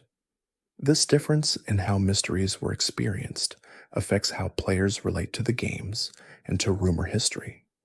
Nostalgia for mystery and uncertainty is specific to those who experienced it firsthand. The technical analyses that definitively debunked rumors sometimes revealed interesting details about how the games worked. Examining code to prove a rumor, false might uncover unrelated glitches or unused content. The investigation process yielded its own discoveries, even when the specific rumor was disproven. This demonstrated how rumor investigation could lead to genuine learning about game internals, making the investigation valuable regardless of whether rumors were confirmed. The narrative structures of rumors often followed patterns from folklore and mythology. Many rumors involved quests with specific steps that had to be completed in order. These quest narratives reflected how stories are traditionally structured, with challenges, requirements, and eventual rewards. The rumor narratives satisfied expectations about how important discoveries should work, making them feel true even when they were fabricated. The narrative quality made rumors memorable and shareable. The economic rationality of rumor spreading appears in how some rumors created markets for rare Pokémon or items. If a rumor claimed a specific item was needed to unlock secrets, that item's perceived value increased. Players who possessed rumored prerequisites gained bargaining power in trades. This economic dimension meant some players benefited from rumor spread, even when rumors were false. The benefits incentivized maintaining rather than debunking false information. The cross-generational teaching of gaming knowledge included passing down rumor awareness. Older players who had learned which rumors were false would teach younger players, accelerating the debunking process for each new generation. But this teaching also preserved rumor memory. Stories about having believed false rumors became part of the teaching process. The rumors persisted as cautionary tales even after being widely known as false. The media literacy lessons embedded in rumor culture taught players to evaluate sources and seek verification. Players learned to distinguish credible sources from unreliable ones, to demand evidence for claims, and to recognize when they were being told plausible-sounding falsehoods. These lessons had value beyond gaming, teaching skills applicable to evaluating information in other contexts. The rumor ecosystem became an informal training ground for critical thinking. The comparison between intentional Easter eggs and false rumors highlights differences in developer intent versus player imagination. Developers sometimes included hidden content as rewards for thorough players, but they also didn't include everything players imagined might exist. The space between intentional secrets and imagined ones was where rumors lived. Players couldn't always distinguish what was deliberately hidden from what simply didn't exist, leading to prolonged searches for non-existent content. The seasonal and temporal patterns in rumor emergence showed how gaming culture had rhythms. New rumors often emerged around game anniversaries or when official hints about future content were released. The pattern suggested rumors filled information vacuums, appearing when official news was scarce. Understanding these patterns helps explain when and why specific rumors gained traction. The timing of rumor emergence was not random, but responded to broader information availability patterns. The role of confirmation bias in perpetuating rumors extended beyond just catch rate beliefs. Players who wanted rumors to be true interpreted ambiguous evidence as confirmation. A graphical glitch might be seen as the game trying to load rumored content. An unexpected Pokémon encounter might be interpreted as evidence that rumored manipulation worked. The desire for rumors to be true colored perception of evidence, making disconfirmation difficult, even with objective data. The documentation of personal rumor experiences in blogs and memoirs creates a different kind of historical record. These first-person accounts capture the subjective experience of believing and searching for rumored secrets. They provide emotional and experiential context that more clinical analyses might miss. The personal narratives humanize rumor culture, showing the real hopes and disappointments players experienced. The artistic representation of rumored locations and Pokémon in fan works keeps these false elements alive in creative form. Fan artists continue drawing imagined secret gardens and Pokégods decades after rumors were debunked. These creative works honor the imagination that rumors inspired, preserving them as cultural artifacts, even though they were never part of official games. The art demonstrates how rumors influenced creative output beyond just gaming. The linguistic analysis of rumor language reveals patterns in how claims were structured and communicated. Rumors often used specific phrases that conferred authority or urgency. Claims might begin with "my friend's cousin" to establish second-hand credibility. Instructions might include phrases like "you must" or "it's important to" that suggested importance and required precision. The language analysis shows how rumors were crafted to be believable and compelling, using rhetorical techniques that enhanced their spread. The preservation of rumor culture in academic study establishes gaming history as a legitimate field of scholarly inquiry. Universities and researchers treating gaming rumors as worthy of serious analysis validates gaming culture's cultural significance. The academic attention brings methodological rigor to understanding phenomena that were previously just casual nostalgia. The scholarship ensures rumor history is preserved and analyzed for future generations.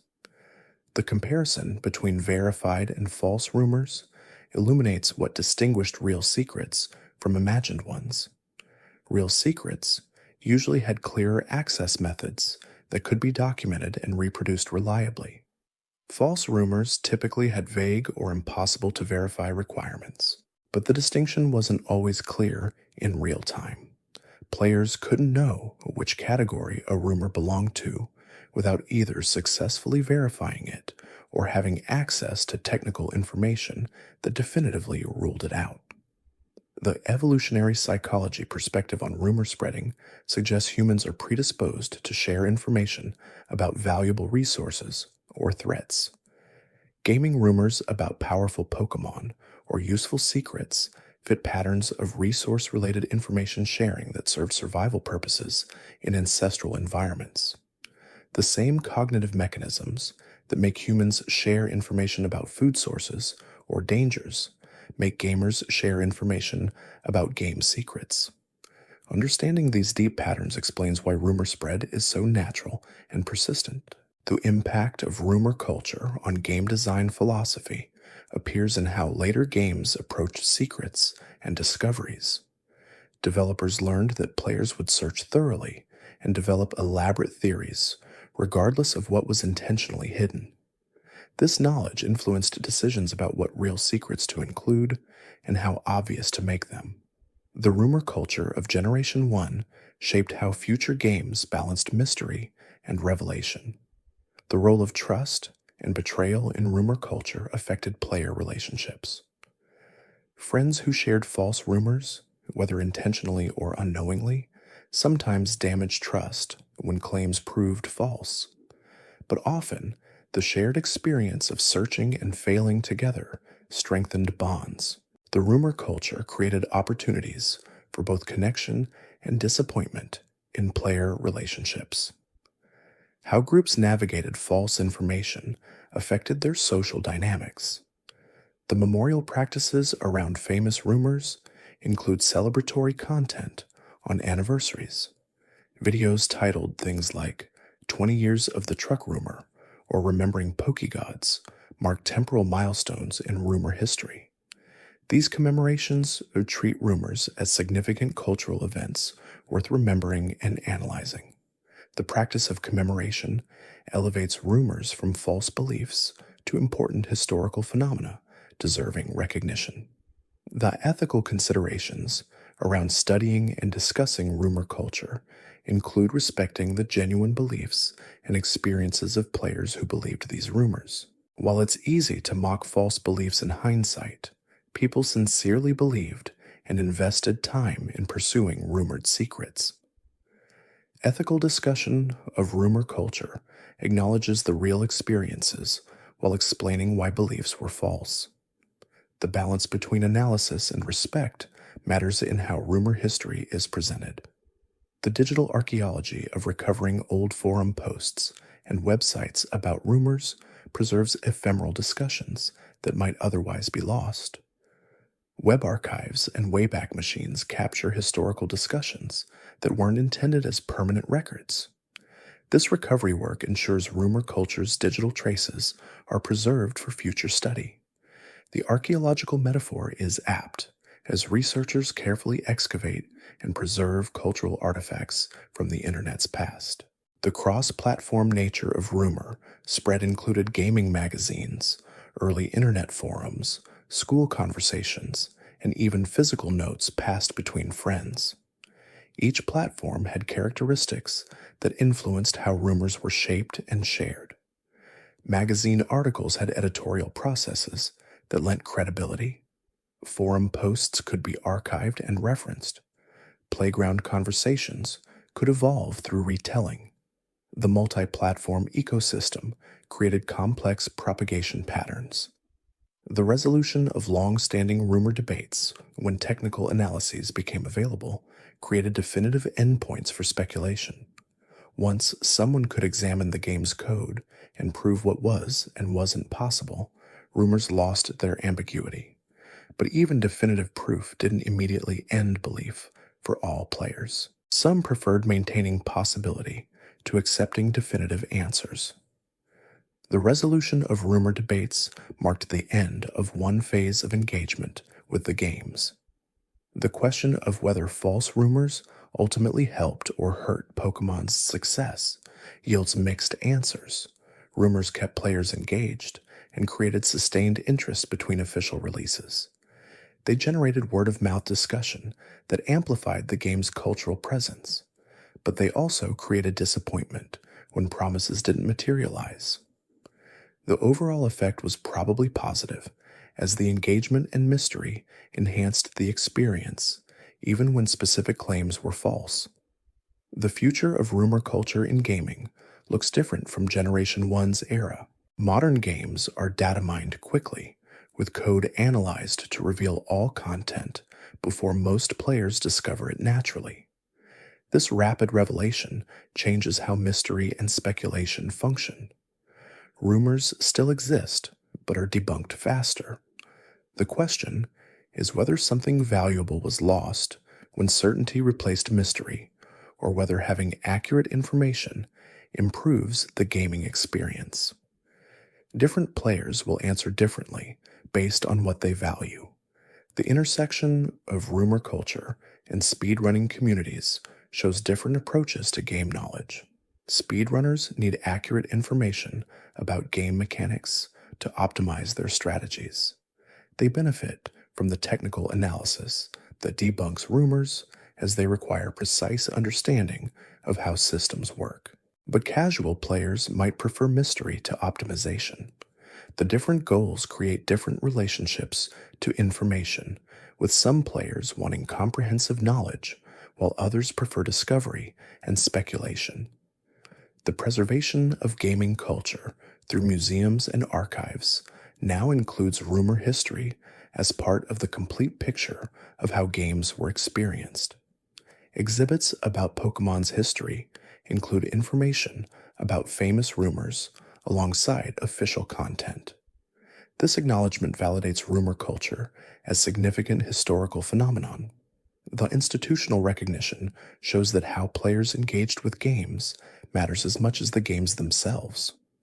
The philosophical question of authenticity in gaming experience relates to rumor culture. Is the experience of playing Pokemon more authentic when pursuing false rumors or when armed with accurate information? Arguments exist for both perspectives. Pursuing rumors creates a more experiential, discovery-focused engagement. Having accurate information creates more efficient, comprehensive engagement. Neither is inherently more authentic, just different approaches to the same game. The role of randomness and probability in creating space for superstitious behavior extends beyond catch rates to many game aspects.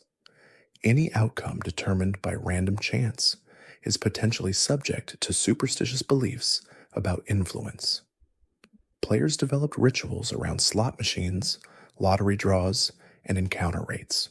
These rituals provided psychological comfort and sense of control, even though they had no actual effect. The human tendency to develop superstitions around chance events manifested fully in Pokemon's random systems. The commercial exploitation of rumor culture by third parties included websites with false information designed to generate advertising revenue. These sites would claim to have secret methods for unlocking content, requiring visitors to navigate through multiple ad-laden pages. The exploitation took advantage of player desire for information, monetizing their searches for secrets. This predatory practice represented darker side of rumor culture's commercial dimensions. The development of expertise in rumor verification created informal roles within player communities. Certain players became known as reliable sources who tested claims before sharing them. Others became known as skeptics who questioned popular beliefs. These roles created social structure within communities, with different players occupying different positions in information networks.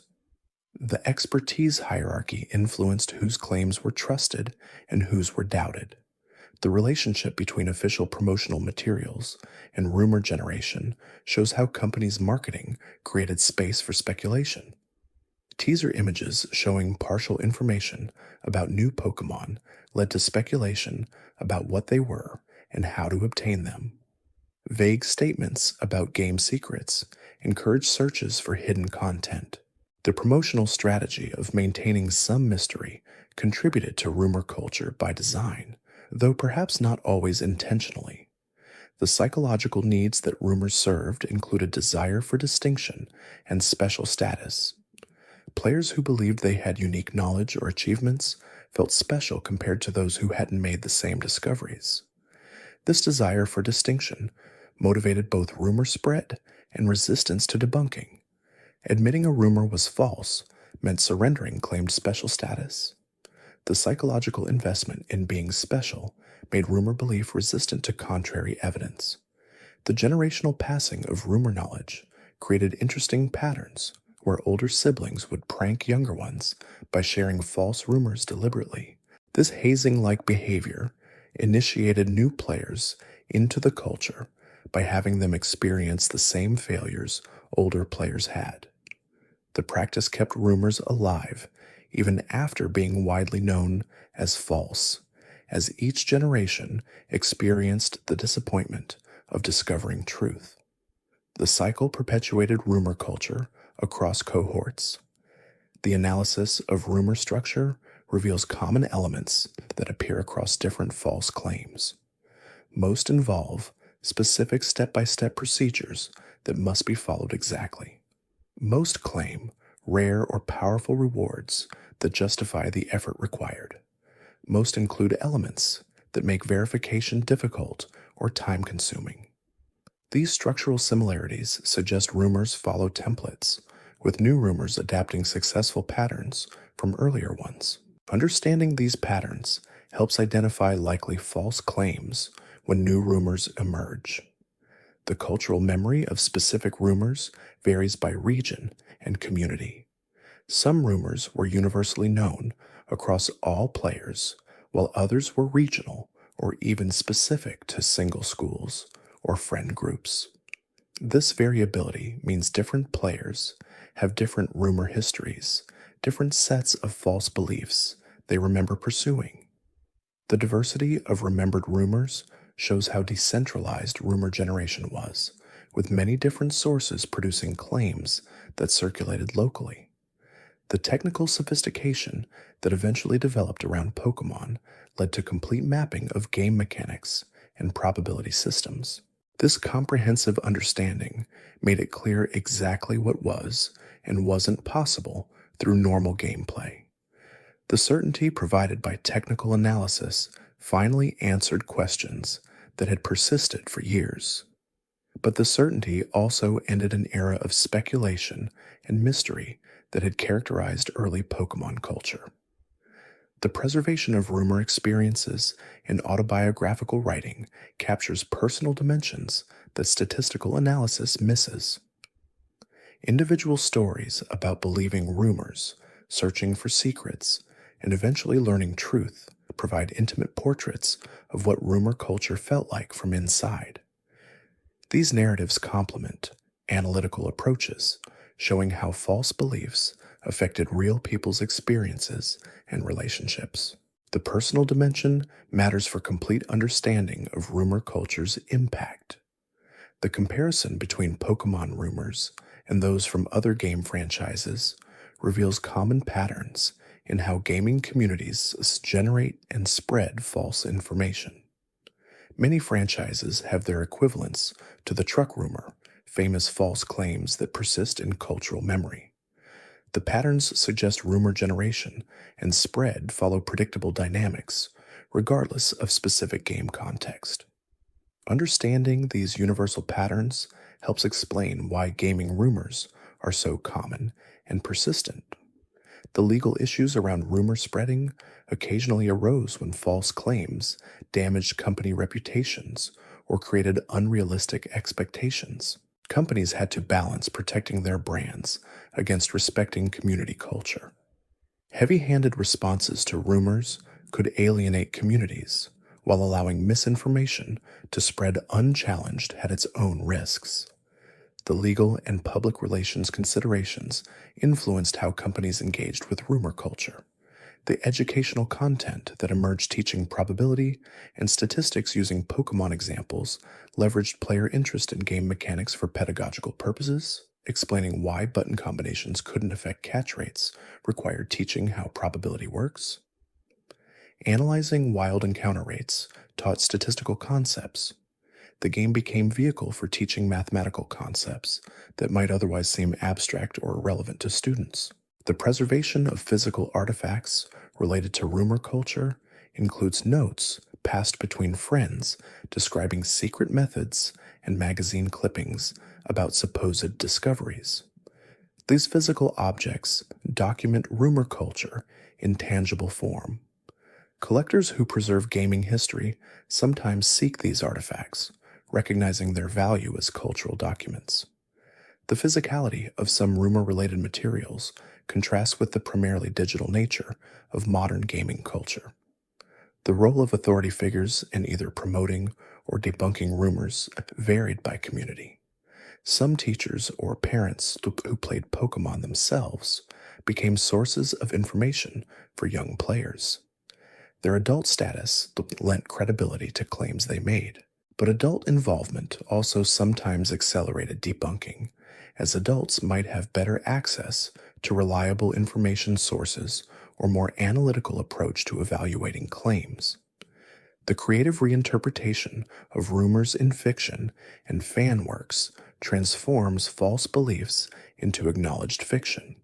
Stories explicitly set in alternate universes where rumored content exists allow creative exploration of what might have been. This transformation from false belief to acknowledged fiction represents a mature relationship with rumor history. The rumors become interesting premises, or rather than disappointments. The technological advances that enabled definitive rumor resolution included memory editors, disassemblers, and other tools for analyzing game code. These tools made games' internal workings visible to anyone with technical skill and patience. The democratization of technical analysis meant communities could eventually verify or disprove any claim about what games contained. The tools changed information dynamics fundamentally. The emotional responses to learning rumors were false varied widely between individuals. Some felt relieved to know definitively what was real. Others felt disappointed that imagined secrets didn't exist. Still others felt foolish for having believed false claims. These varied responses show how personal the relationship between players and rumor culture was. The emotional dimension can't be reduced to simple patterns. The archival work of preserving rumor history requires careful attention to provenance and dating. Determining exactly when and where rumors originated is often impossible given the oral nature of early spread. Researchers must often rely on first appearances in written sources, knowing these likely postdate actual origin. The evidential challenges facing rumor historians resemble those facing historians of any primarily oral tradition. The influence of rumor culture on subsequent game design includes developers deliberately including secrets similar to what players had imagined in earlier games. Later Pokémon games sometimes featured hidden areas or complex unlocking requirements that felt like responses to rumor culture. The developers seemed to acknowledge that players wanted elaborate secrets to exist, and sometimes delivered them in later installments. The critical analysis of why specific rumors were believable reveals assumptions players had about game design and development. Players assumed developers would hide significant content behind elaborate requirements. They assumed every asset or location in games served some purpose. They assumed official information was incomplete. These assumptions shaped what rumors felt plausible. Understanding these assumptions helps explain rumor culture's logic.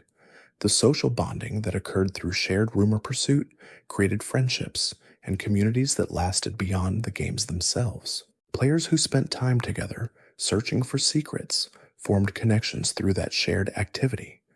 Even though searches failed, the time spent together had social value. The rumor culture facilitated relationship formation that might not have occurred otherwise. The nostalgic recreation of rumor experiences through intentional ignorance represents interesting phenomenon. Some modern players deliberately avoid information about new games to recreate the mystery that characterized earlier gaming. This intentional ignorance shows how valued the experience of not knowing is for some players.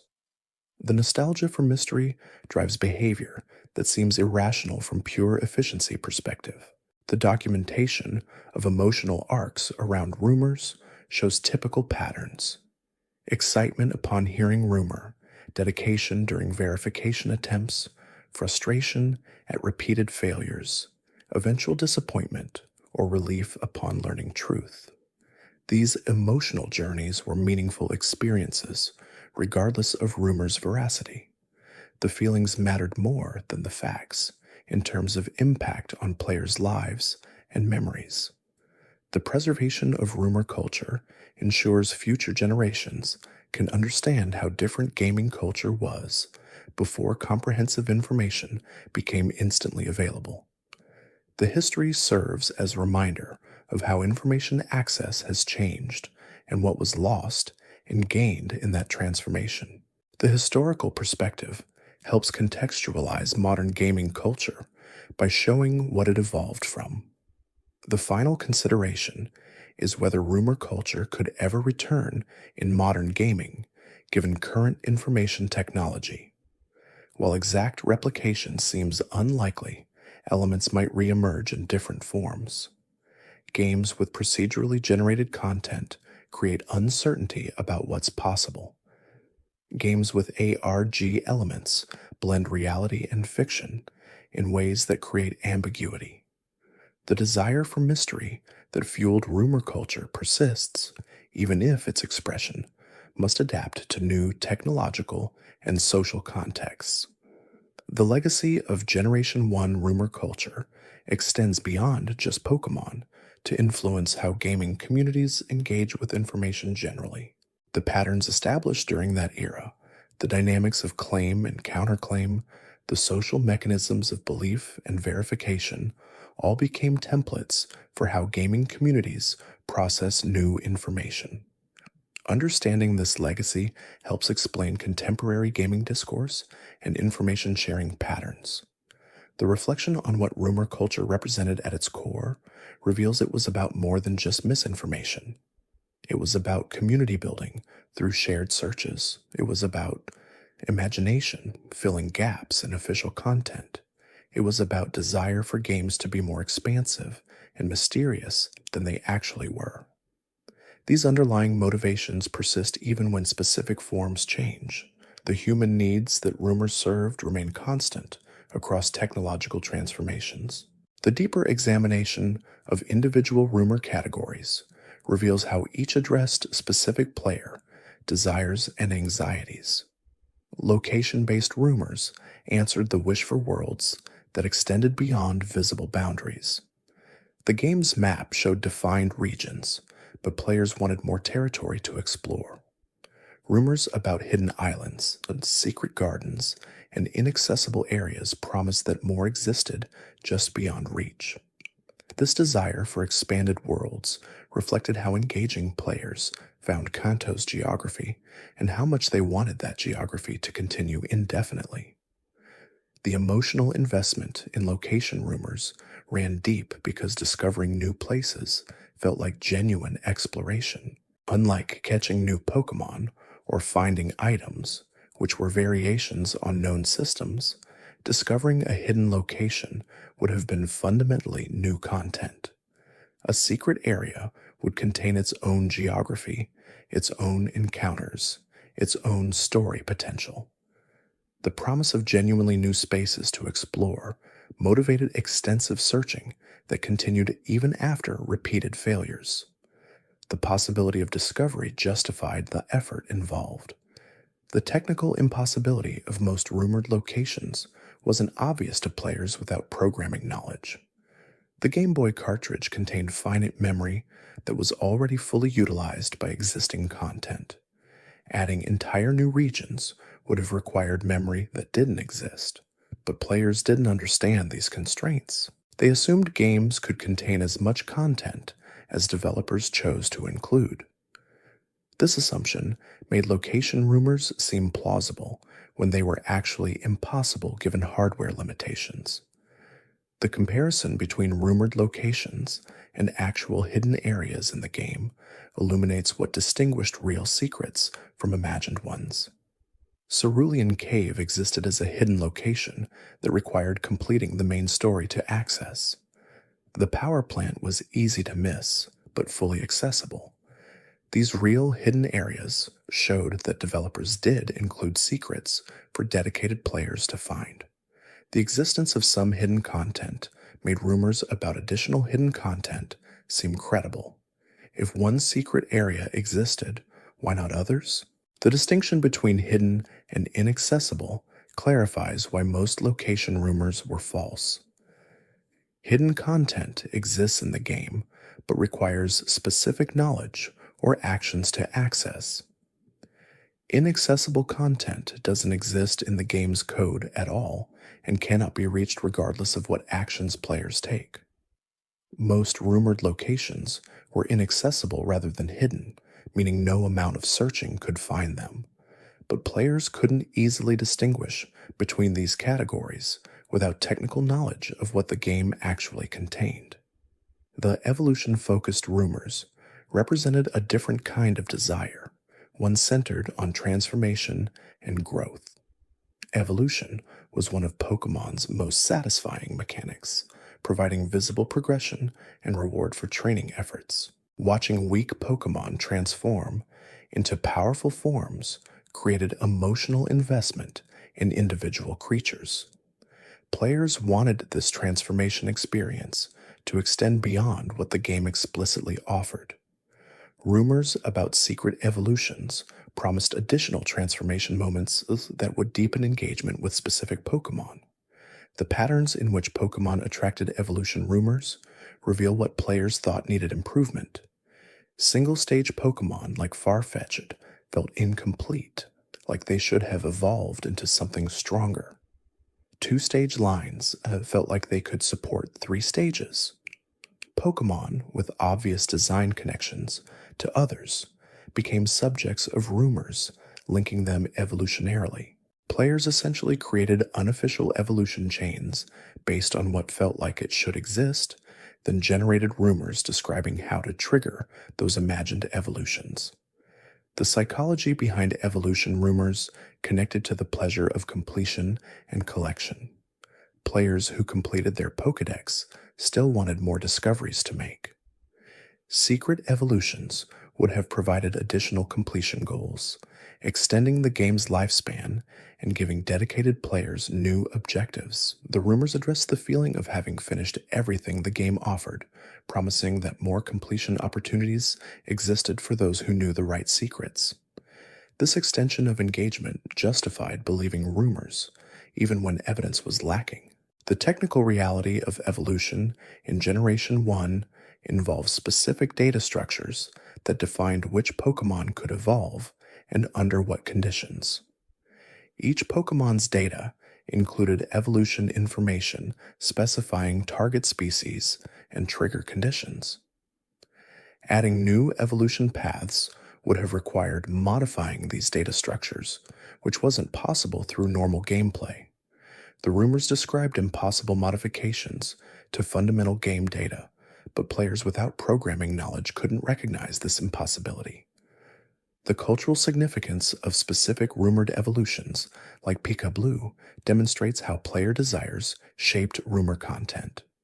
Pikachu was the franchise mascot, appearing prominently in all Pokémon media. Many players felt Pikachu deserved more attention than a single evolution into Raichu. The desire for Pikachu to be more special, more powerful, more central created receptive audience for rumors about hidden Pikachu evolutions.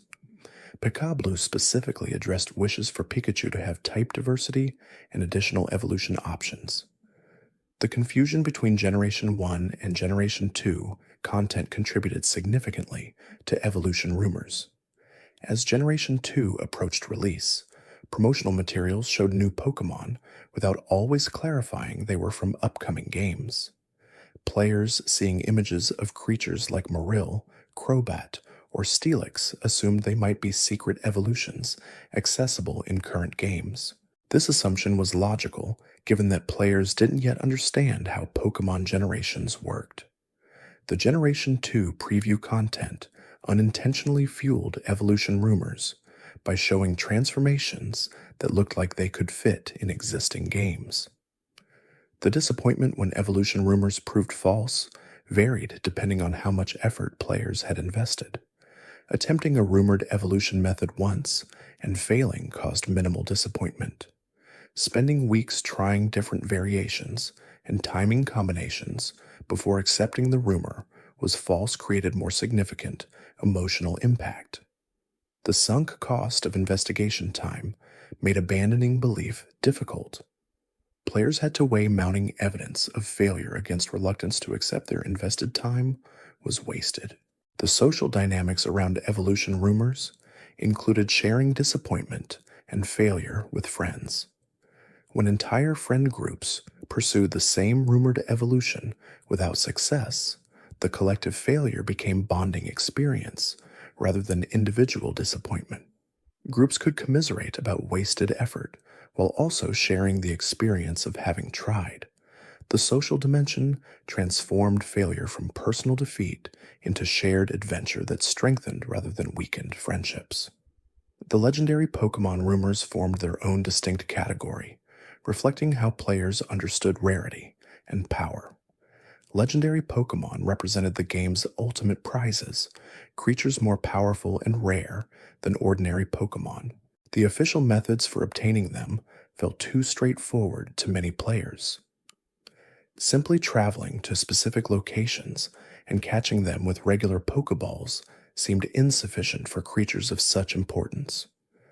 Rumors describing elaborate rituals and requirements for legendary encounters aligned better with player expectations about how rare content should be accessed.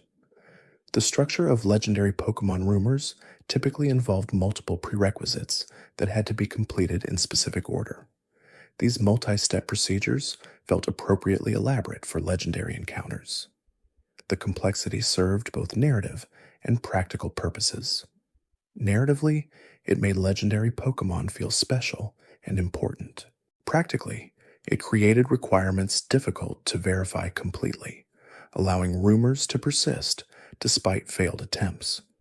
If any single step was performed incorrectly, the entire sequence would fail, making comprehensive testing nearly impossible. The temporal and conditional requirements in legendary rumors added layers of complexity that enhanced both plausibility and mystique. Claims that legendary Pokemon appeared only at specific times, on specific days, or under specific weather conditions made verification even more difficult. Players couldn't test these claims without waiting for correct conditions, and when attempts failed, they couldn't be certain whether they had missed the proper timing or whether the rumor was entirely false. The temporal conditions extended the time required for thorough testing beyond most players' patience. The relationship between legendary Pokemon and mythology influenced rumor content significantly. Legendary Pokemon drew inspiration from mythological creatures and concepts which traditionally appeared through special circumstances rather than mundane encounters. Players familiar with mythology expected legendary Pokemon to follow similar patterns, appearing only when specific conditions aligned. This expectation shaped rumors toward mythological encounter narratives, where legendary Pokemon responded to particular actions or circumstances rather than appearing randomly. The actual Mew distribution events created interesting comparison point for legendary rumors. Mew was truly rare, available only through official events rather than normal gameplay. This real rarity proved that some Pokémon were intentionally kept inaccessible to most players.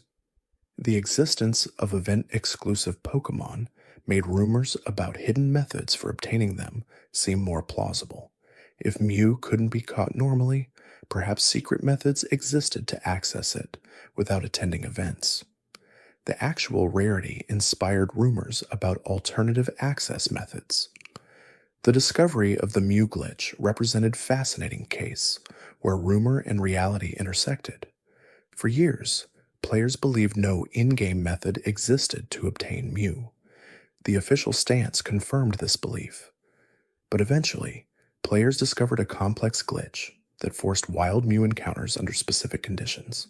The glitch required precise execution and understanding of how the game's memory worked, but it consistently produced Mew when performed correctly.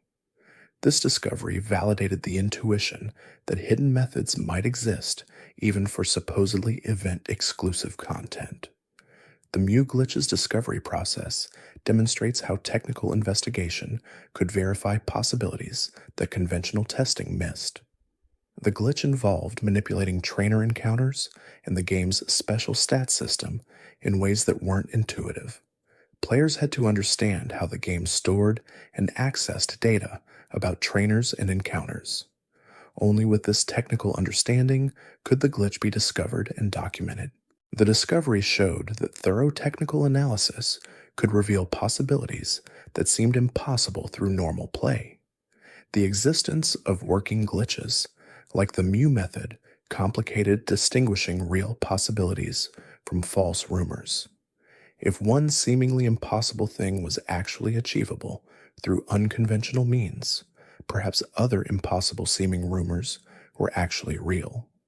The Mew glitch proved that not everything developers claimed was impossible actually was impossible.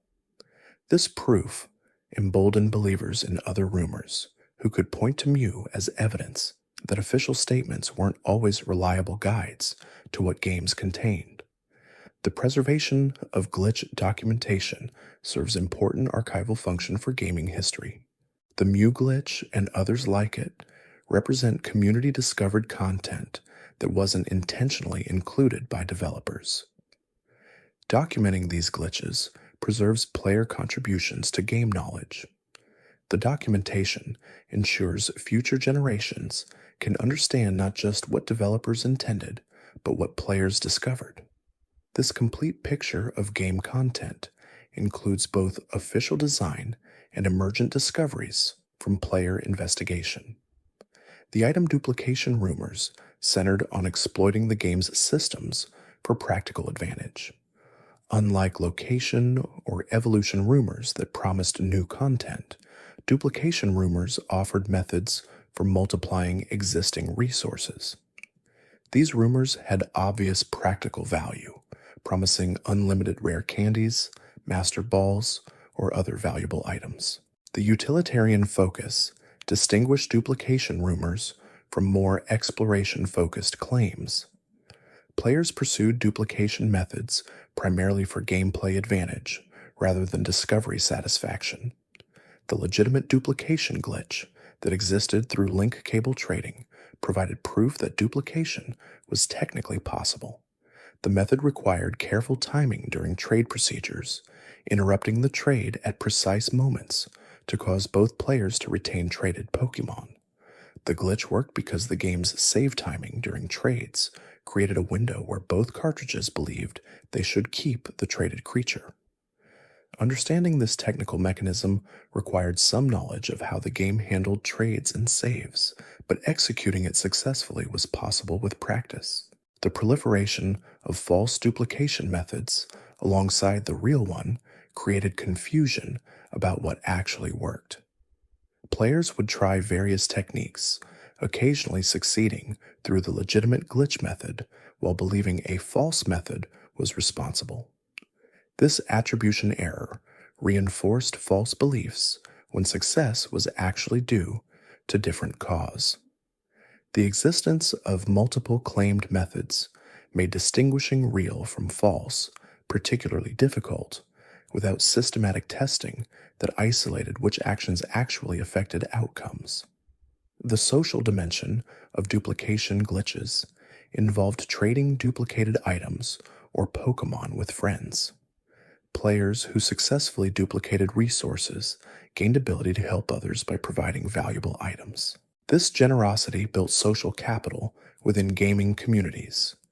Players known for having duplication access became important community members who others sought out. The social utility of duplication knowledge made it valuable even beyond personal gameplay advantage. The ethical considerations around glitch exploitation varied between players and communities. Some viewed any glitch use as cheating, violating the game's intended systems for unfair advantage.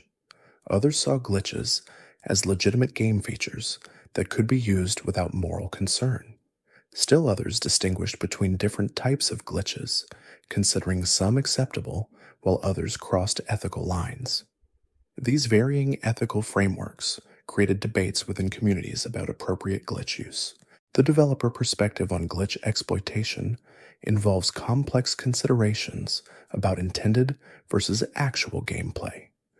Glitches represent unintended behavior resulting from programming errors or oversights. Developers typically prefer players experience games as designed rather than exploiting glitches.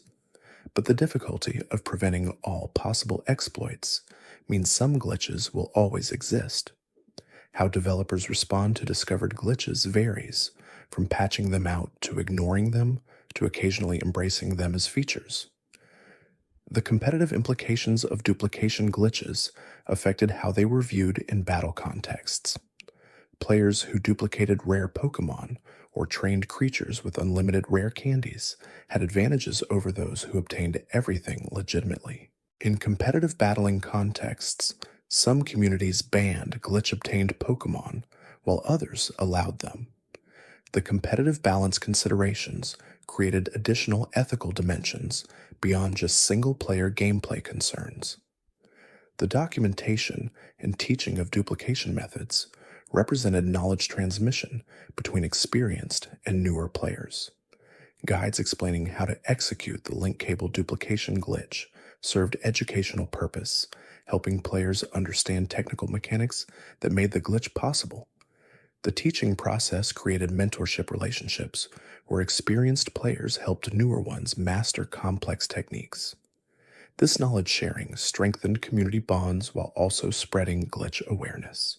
The button combination rumors deserve deeper analysis given how widespread and persistent they were. Nearly every player who experienced Generation 1 believed in some variant of button combination affecting gameplay outcomes.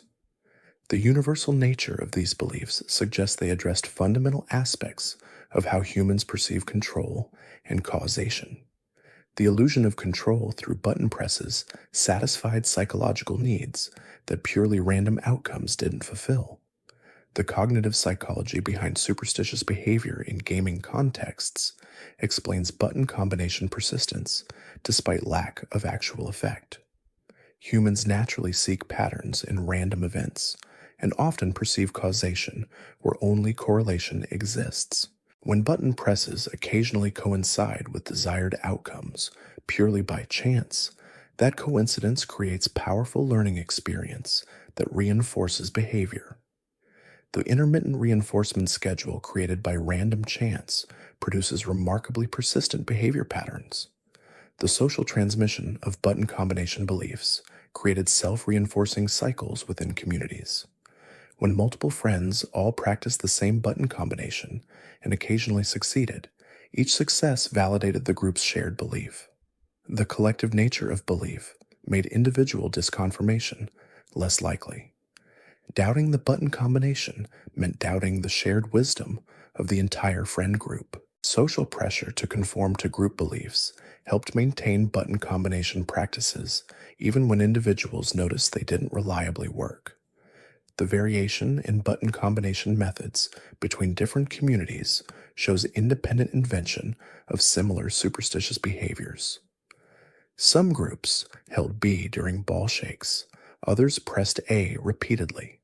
Still others alternated buttons or pressed directional inputs. The diversity of methods suggests different groups independently developed their own button combination superstitions rather than all copying a single source. This independent invention demonstrates how naturally humans develop superstitious beliefs around random outcomes. The emotional satisfaction of button combinations came from feeling some control over random events. Uncertainty is psychologically uncomfortable. Having a method, even an ineffective one, for influencing outcomes reduces that discomfort. Players felt better attempting catches while performing their button ritual, believing they were doing everything possible to succeed. The psychological comfort justified the behavior, regardless of actual efficacy. The feeling of control was valuable, even when control was illusory. The persistence of button combination beliefs into adulthood among former players demonstrates the lasting impact of these learned associations. Many adults who played Pokémon as children still find themselves pressing buttons during catch attempts, despite intellectually knowing it has no effect. The behavior became so ingrained through repeated practice that it persists as habit, even after belief faded. The persistence shows how powerful early gaming experiences were in shaping behavioral patterns. The comparison between button combination superstitions and rituals in other gaming contexts reveals universal human tendencies. Players develop lucky rituals, favorite equipment, or specific preparation routines in many games. These behaviors provide psychological comfort and sense of control regardless of actual effectiveness. The human tendency to develop superstitious behaviors around uncertain outcomes appears across all gaming contexts, not just Pokémon. Understanding this universal pattern helps explain why button combinations were so widely believed and practiced. The scientific investigation of catch rate mechanics that definitively disproved button combination effects required examining the game's actual code. Researchers who analyzed how catch rates were calculated found no code pathways that checked for button inputs during catch animations. The calculation used only Pokémon stats, health, status, and ball type. Button inputs during animations weren't even recorded by the game, making them mechanically incapable of affecting outcomes. The code analysis provided irrefutable evidence button combinations had no effect. The resistance to accepting scientific evidence about button combinations demonstrates how strongly held beliefs persist despite this confirmation. Even after technical analysis proved button combinations didn't work, many players continued believing in them or at least performing them habitually. The emotional investment in beliefs and the psychological comfort they provided made abandoning them difficult. Evidence contradicting strongly held beliefs often fails to change minds immediately, requiring time for new information to be processed and accepted. The missing no phenomenon represents perhaps the most complex intersection of reality and rumor in Generation 1. Unlike most rumors, missing no actually existed and could be reliably encountered through specific methods. But the glitch also generated extensive rumors about its nature, origins, and effects that went beyond what was actually true. The combination of real glitch and false rumors created a uniquely complicated situation where partial truths mixed with complete fiction. The name Missing No itself contributed to mythologization of the glitch. The designation suggested something was missing from the game, a piece of content that hadn't been properly implemented. This interpretation inspired theories that Missing No represented cut content or future Pokémon that had been incompletely removed.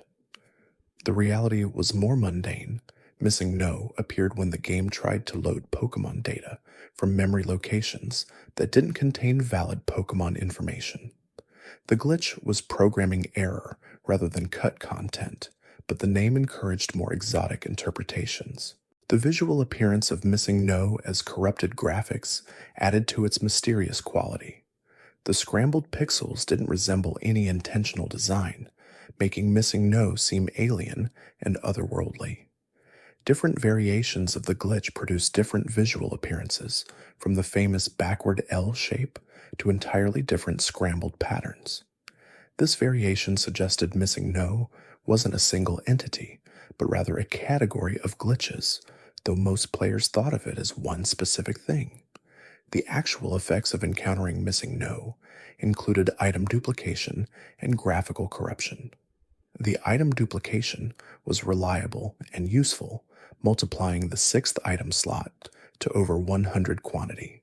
The graphical corruption affected battle sprites and Hall of Fame data, creating strange visual artifacts that persisted until corrected. These real effects were well documented and reproducible, but rumors exaggerated the dangers, claiming Missing No could delete save files or permanently damage cartridges. The origin of permanent damage warnings likely came from players experiencing unrelated technical failures around the same time they encountered missing numerature cartridge batteries.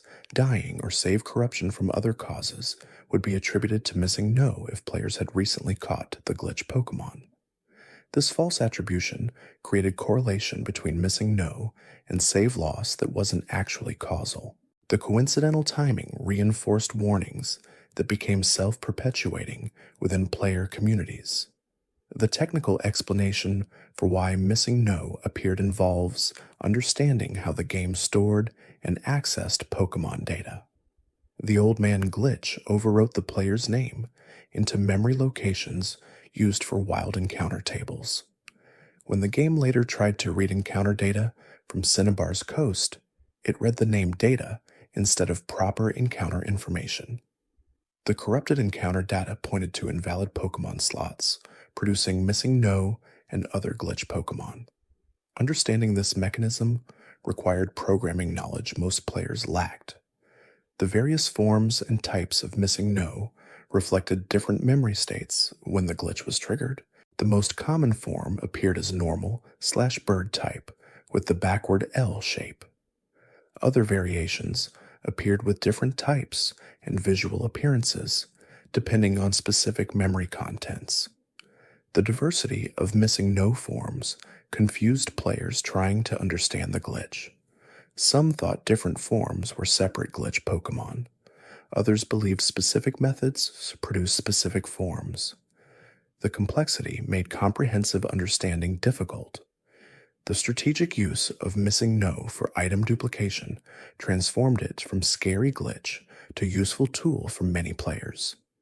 Once word spread that missing no could safely duplicate items, players sought it out deliberately rather than avoiding it.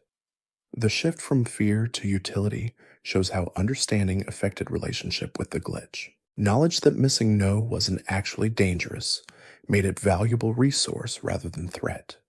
The transformation demonstrated importance of accurate information in shaping player behavior.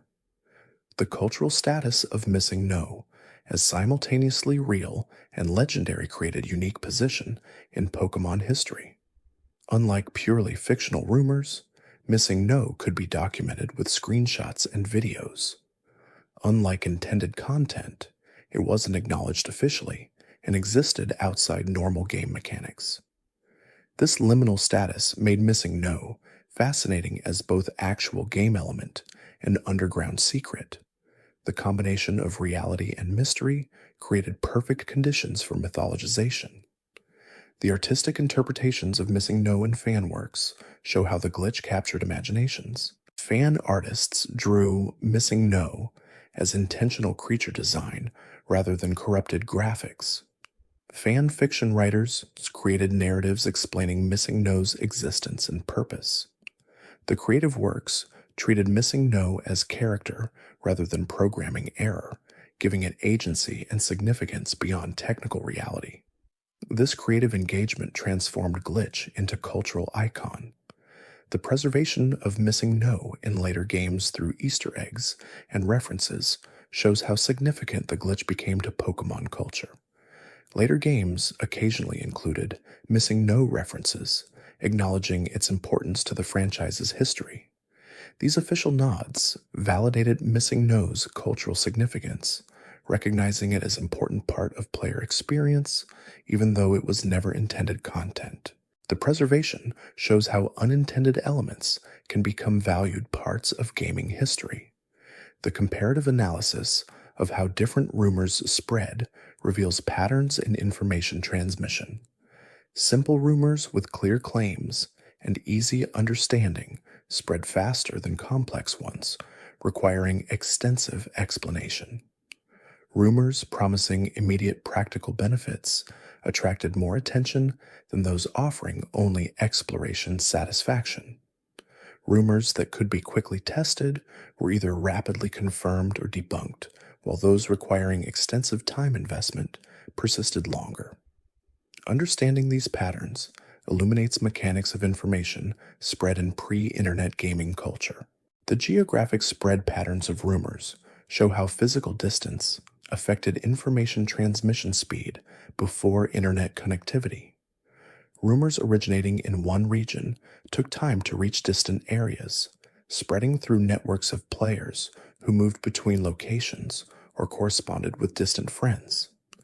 Magazines and gaming publications accelerated spread by reaching nationwide audiences simultaneously. But interpersonal transmission remained primary mechanism for most rumors, creating wave-like spread patterns as information moved through social networks. The linguistic evolution of rumors as they spread shows how stories change through retelling. Original claims would be simplified, elaborated, or modified as they passed between players. Requirements might become more or less specific, promised rewards might be exaggerated, attribution to original sources might shift or be lost entirely. The telephone game nature of rumor transmission meant original and evolved versions of same rumor could differ significantly. Tracking these changes provides insight into how oral transmission affects information fidelity. The documentation of rumor genealogy attempts to trace how specific claims originated and evolved. Some rumors can be traced to identifiable sources, like magazine articles or early websites. Others appeared to emerge spontaneously within player communities without clear origin point. Tracing rumor evolution shows branching patterns where single origin story splits into multiple variants. The genealogical approach to rumor study reveals complex relationships between different claims and how they influenced each other. The motivational psychology behind rumor creation versus rumor spread distinguishes between originators and transmitters.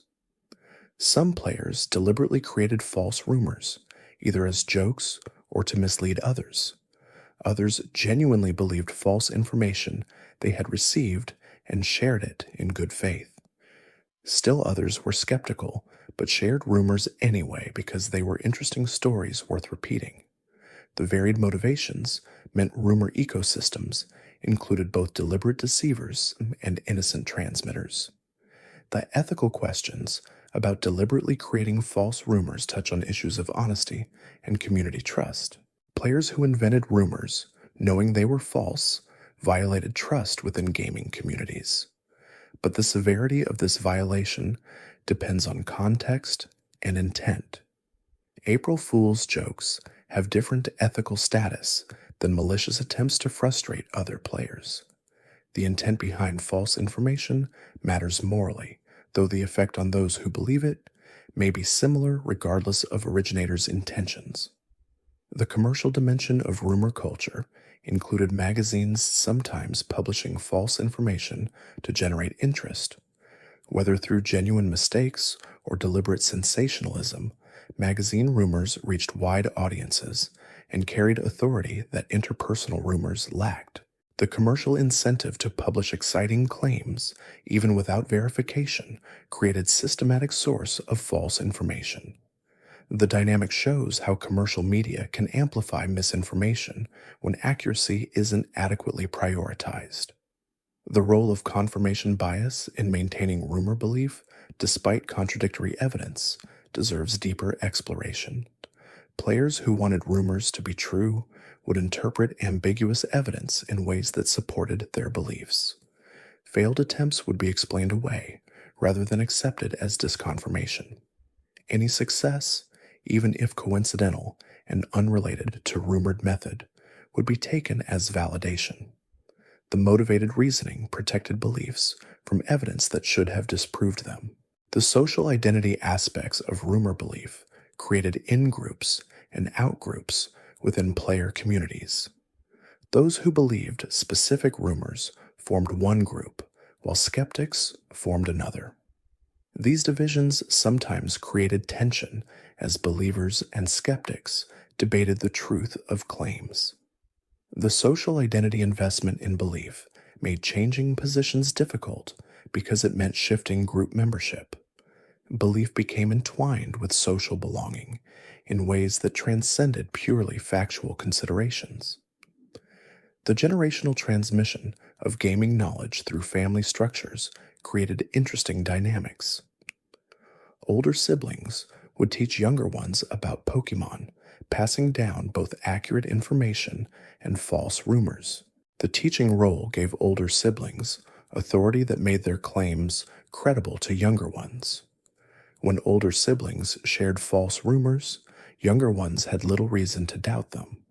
The family knowledge transmission created persistent rumor chains that lasted years as younger siblings eventually became older siblings, passing down the same information. The gender dynamics of gaming communities during Generation 1 affected who shared and believed which rumors. Gaming in the late 90s still had significant gender divides, with different social norms affecting how boys and girls interacted with games and each other. Some rumors spread more within male gaming circles, while others circulated more among female players.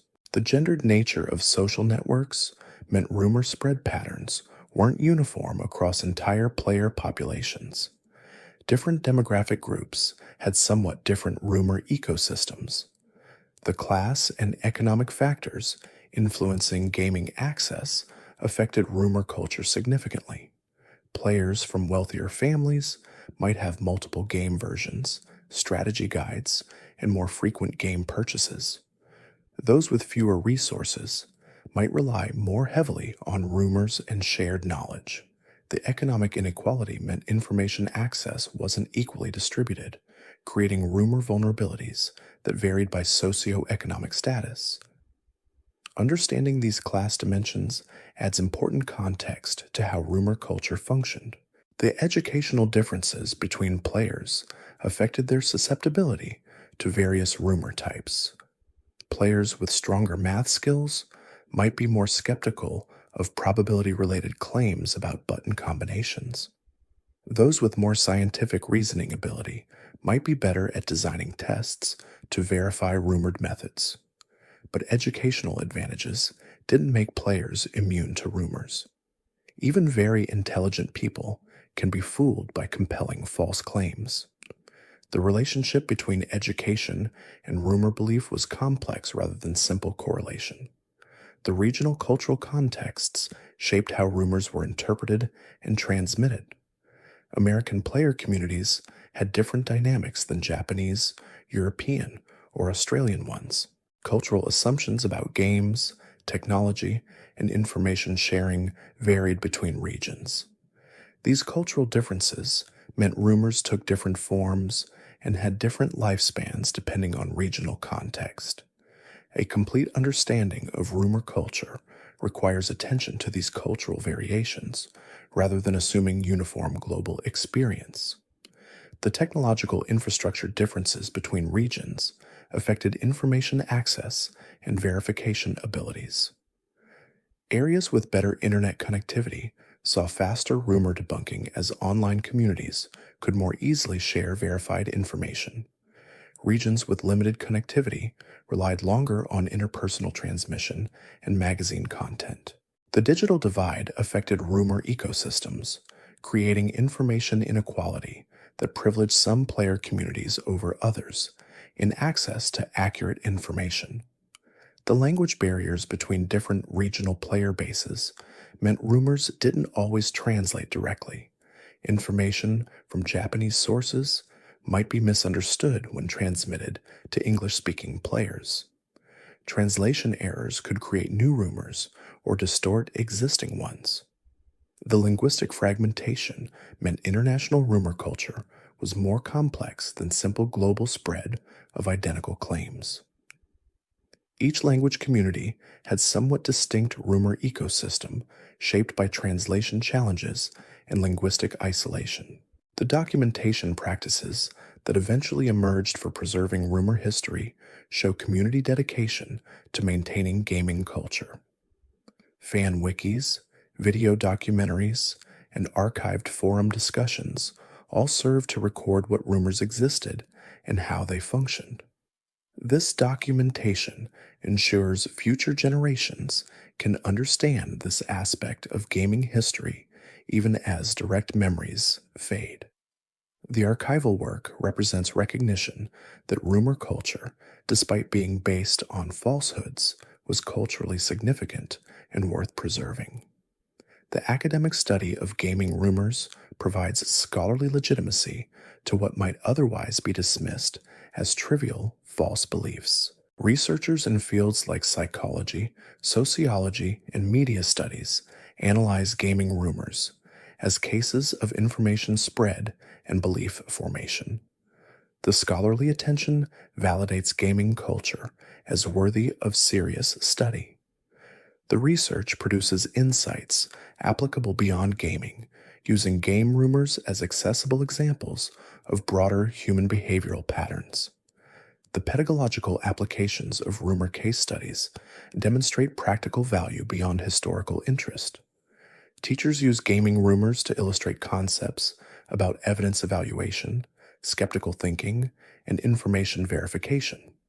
The engaging subject matter makes abstract logical concepts more concrete and memorable for students.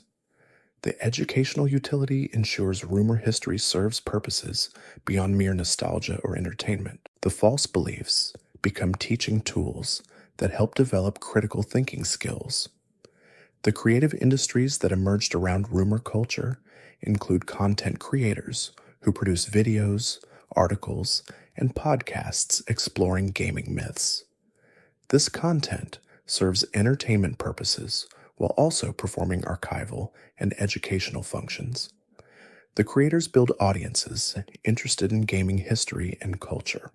The economic viability of rumor-focused content shows ongoing market demand for stories about gaming's past, including its false beliefs and shared mistakes.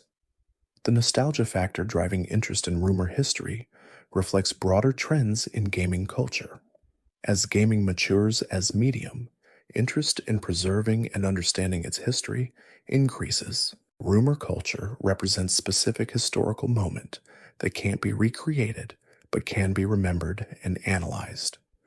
The nostalgic engagement with rumor history serves both emotional needs for connection to past experiences and intellectual needs for historical understanding. The metatextual analysis of how games exist as cultural objects beyond their code recognizes that player experience and community engagement are integral to what games are. The game as played, discussed, and imagined by communities is different from the game as designed by developers. Rumor culture represents this gap between developer intent and player experience. Understanding games requires attending to both official content and unofficial player-generated beliefs and practices. The philosophical questions about reality and belief raised by rumor culture touch fundamental epistemological issues. How do we know what we know about anything? What constitutes adequate evidence for belief? When should we revise beliefs in light of new evidence? Gaming rumors provide concrete examples for exploring these abstract questions. The accessibility of gaming examples makes philosophical inquiry more approachable than purely abstract discussion. The ethical considerations around debunking rumors involve balancing truth-telling with sensitivity to people's experiences and memories. Definitively proving rumors false can feel like invalidating others' experiences or making them feel foolish. Ethical debunking acknowledges the genuine experiences people had while pursuing rumors, even while correcting factual errors. The balance between correction and respect matters in how rumor history is discussed and taught. The memorial practices surrounding famous rumors treat them as cultural landmarks worth commemorating. Anniversary content marking decades since particular rumors first appeared or were debunked shows community recognition of these events' significance. The commemorations aren't celebratory of the falsehoods, but rather acknowledge the shared cultural experience they represented. The memorial approach honors the past while maintaining honest understanding of what actually happened. The impact of rumor culture on later game design choices appears in how developers balance mystery and transparency. Later Pokémon games include more built-in documentation through tutorials, Pokédex entries, and NPC hints, but they also maintain some intentional mysteries for players to discover. The balance reflects lessons learned about how much mystery to preserve versus how much information to provide directly. The evolution shows developer response to how communities engaged with earlier games' ambiguities. The comparison between Generation 1 rumor culture and that of later generations reveals how quickly information environments changed. Generation 2 still had significant rumors, but fewer than Generation 1. By Generation 3, Internet connectivity and gaming websites made comprehensive information quickly available. Each successive generation saw faster debunking of rumors as information infrastructure improved. The generational comparison shows rapid technological changes' effect on gaming culture. The preservation of rumor experiences in autobiographical gaming memoirs captures personal dimensions of how false beliefs affected individual players. These first person accounts describe the emotions of believing, searching, failing, and eventually learning truth. The personal narratives complement analytical approaches by showing subjective experience from inside rumor culture. The individual stories matter as much as aggregate patterns for complete historical understanding. The role of gaming journalism in both spreading and debunking rumors shows media's complex relationship with accuracy. Some publications maintained rigorous standards and helped dispel false information. Others prioritized sensational claims over verification. The varied journalistic practices meant magazine readers encountered both accurate information and false rumors from seemingly credible sources. Understanding gaming journalism's evolution requires examining this mixed record honestly. The technological advances in content creation tools democratized rumor documentation and debunking. Screen capture technology, video editing software, and streaming platforms enabled players to document their gameplay and share evidence. This democratization meant rumors could be tested and results shared widely.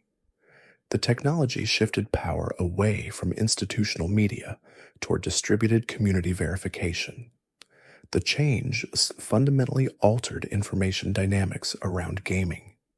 The community standards that evolved around rumor discussion show increasing sophistication in how false claims are handled. Early forums mixed verified information and rumors without clear distinction. Later communities developed practices for clearly labeling claims, requiring evidence, and marking debunked content. The evolving standards reflect collective learning about information quality management. The community developed practices often surpassed official sources in rigor and transparency.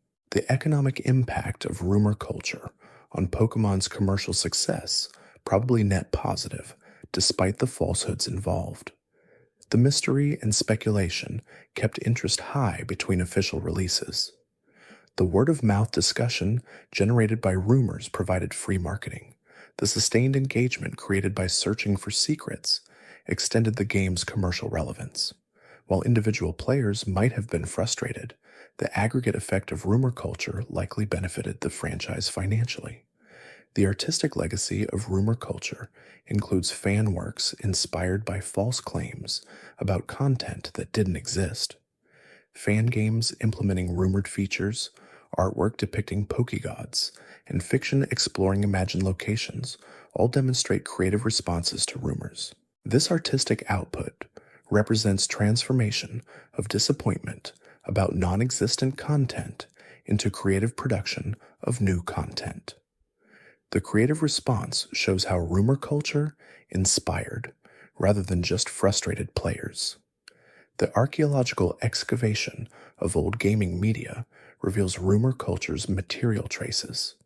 Finding old magazines with rumor articles, physical notes shared between players, or preserved cartridges with glitched saves creates tangible connections to past rumor experiences. The physical artifacts complement digital records, providing diverse evidence types for historical reconstruction. The archaeology of gaming culture increasingly recognizes these materials' value. The cross-platform comparisons between Game Boy and other contemporary gaming systems shows rumor culture wasn't unique to Pokémon. Other games and platforms had their own rumor ecosystems. But Pokémon's particular characteristics, its social trading component, mysterious glitches, and massive popularity created especially fertile ground for rumors. Comparative analysis illuminates what factors made some games more susceptible to rumor culture than others. The international fan community collaborations that emerged to document and test rumors show gaming's global nature.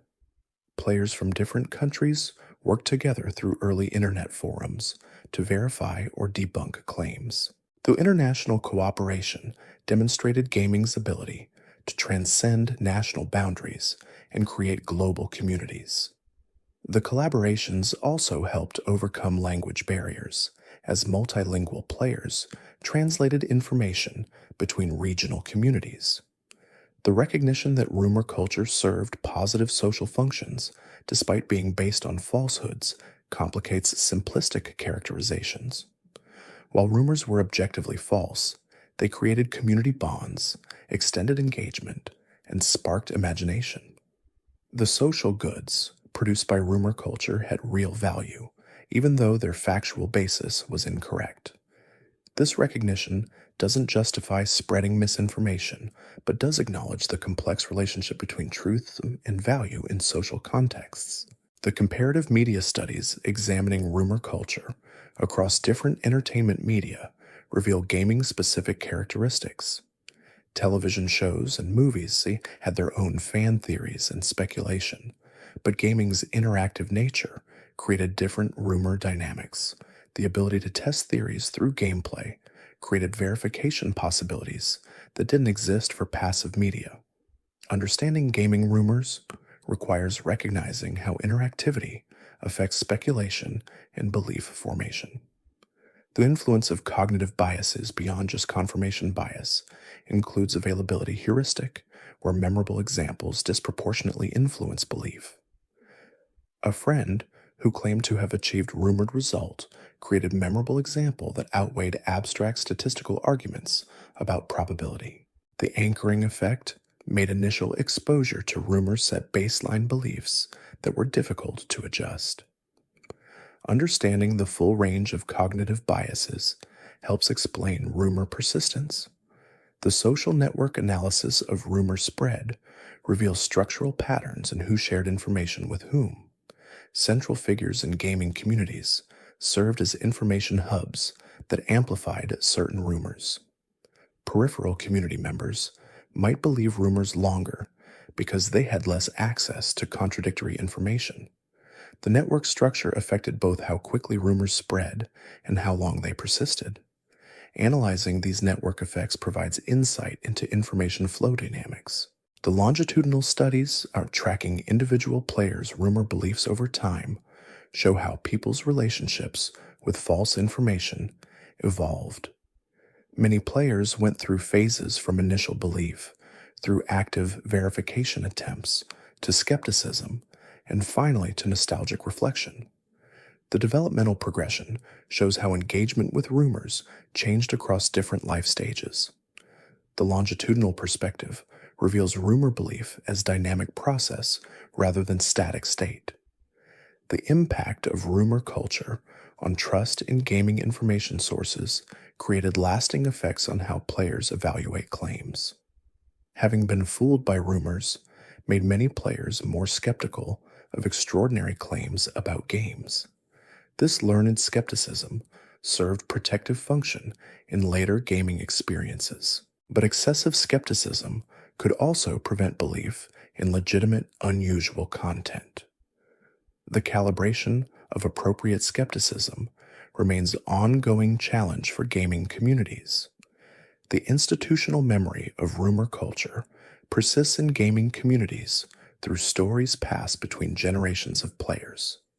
New players learning about Pokémon's history hear about famous rumors as cautionary tales and amusing anecdotes. The stories serve both entertainment and educational purposes, teaching new players about past mistakes while also connecting them to gaming history.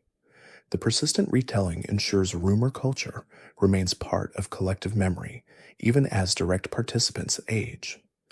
The reflexive awareness that developed among players about rumor dynamics shows community learning and sophistication. Modern gaming communities quickly recognize rumor patterns and apply skepticism appropriately. The collective intelligence about information verification represents progress from earlier, less discriminating approach to game information. The evolution demonstrates how communities can learn from historical mistakes and develop better practices. The psychological comfort provided by mysteries and unknowns speaks to human need for wonder and possibility. Complete knowledge of games removes certain pleasures derived from uncertainty and speculation. The mystery surrounding Generation 1 rumors, while sometimes frustrating, created engaging uncertainty that kept players invested. The tension between desire for information and appreciation for mystery remains relevant to how games balance revelation and secrecy. The authenticity questions around experiencing games with or without comprehensive knowledge affect how players approach new releases. Some deliberately avoid guides and wikis to preserve discovery experiences. Others immediately seek complete information to optimize gameplay. Neither approach is inherently superior, just different preferences about how to engage with games. Understanding these different play styles helps explain diverse relationships with gaming information. The cultural capital accrued through gaming knowledge includes both accurate information and rumor history awareness. Players who know famous rumors demonstrate cultural membership, even though that knowledge concerns false information. The rumor literacy signals participation in gaming culture's history. This recognition validates rumor history as legitimate cultural knowledge worth understanding. The temporal displacement between when rumors circulated and when they were debunked created extended periods of genuine mystery. Players in 1998 couldn't access definitive answers that became available years later. That temporal gap meant the mystery was real for participants, even though retrospective analysis reveals answers. Respecting this temporal context matters for honest historical understanding. The phenomenological analysis of what it felt like to believe rumors captures subjective experience that objective analysis might miss. The anticipation, excitement, disappointment, and eventual acceptance created emotional journeys that mattered regardless of factual basis. The phenomenology recognizes that experience has value independent of whether beliefs were true. The subjective dimension completes historical picture. The preservation of uncertainty in some modern games shows developers learned from rumor culture. Creating genuine mysteries for players to solve together recreates positive aspects of rumor-era speculation. But modern mysteries are real rather than imagined, validating the search effort that earlier rumors couldn't. The evolution shows thoughtful response to what made rumor culture both appealing and frustrating. The responsibility gaming media accepts for information accuracy represents lessons learned from rumor era. Modern gaming journalism generally maintains higher verification standards than predecessors. The professionalization of gaming media reflects recognition that inaccurate information harms communities. The improved standards benefit players while also being a result of past failures that taught importance of verification. The community self-organization around information verification shows bottom-up governance emerging without formal structure. Players developed norms and practices for evaluating claims without explicit coordination. The emergent order demonstrates human ability to create functional systems through voluntary cooperation. The self-organization serves as interesting case study in collective intelligence. The archival imperative to preserve complete gaming history includes both triumphs and mistakes. Documenting rumor culture honestly means acknowledging the false beliefs while also recognizing their cultural significance. The honest archiving creates accurate historical record that future generations can learn from. The commitment to truth serves long-term interests, even when acknowledging past mistakes. The recognition that gaming culture worth serious preservation and study validates gamers' experiences and communities. Academic and institutional attention to gaming history, including rumor culture, legitimizes what might otherwise be dismissed as trivial. The recognition matters for gaming communities' self understanding and broader cultural status. The validation represents gaming's maturation as cultural form worthy of preservation. Thanks for listening tonight. Another journey through quiet memories waits on the left side of your screen, ready whenever sleep feels close enough to let it play.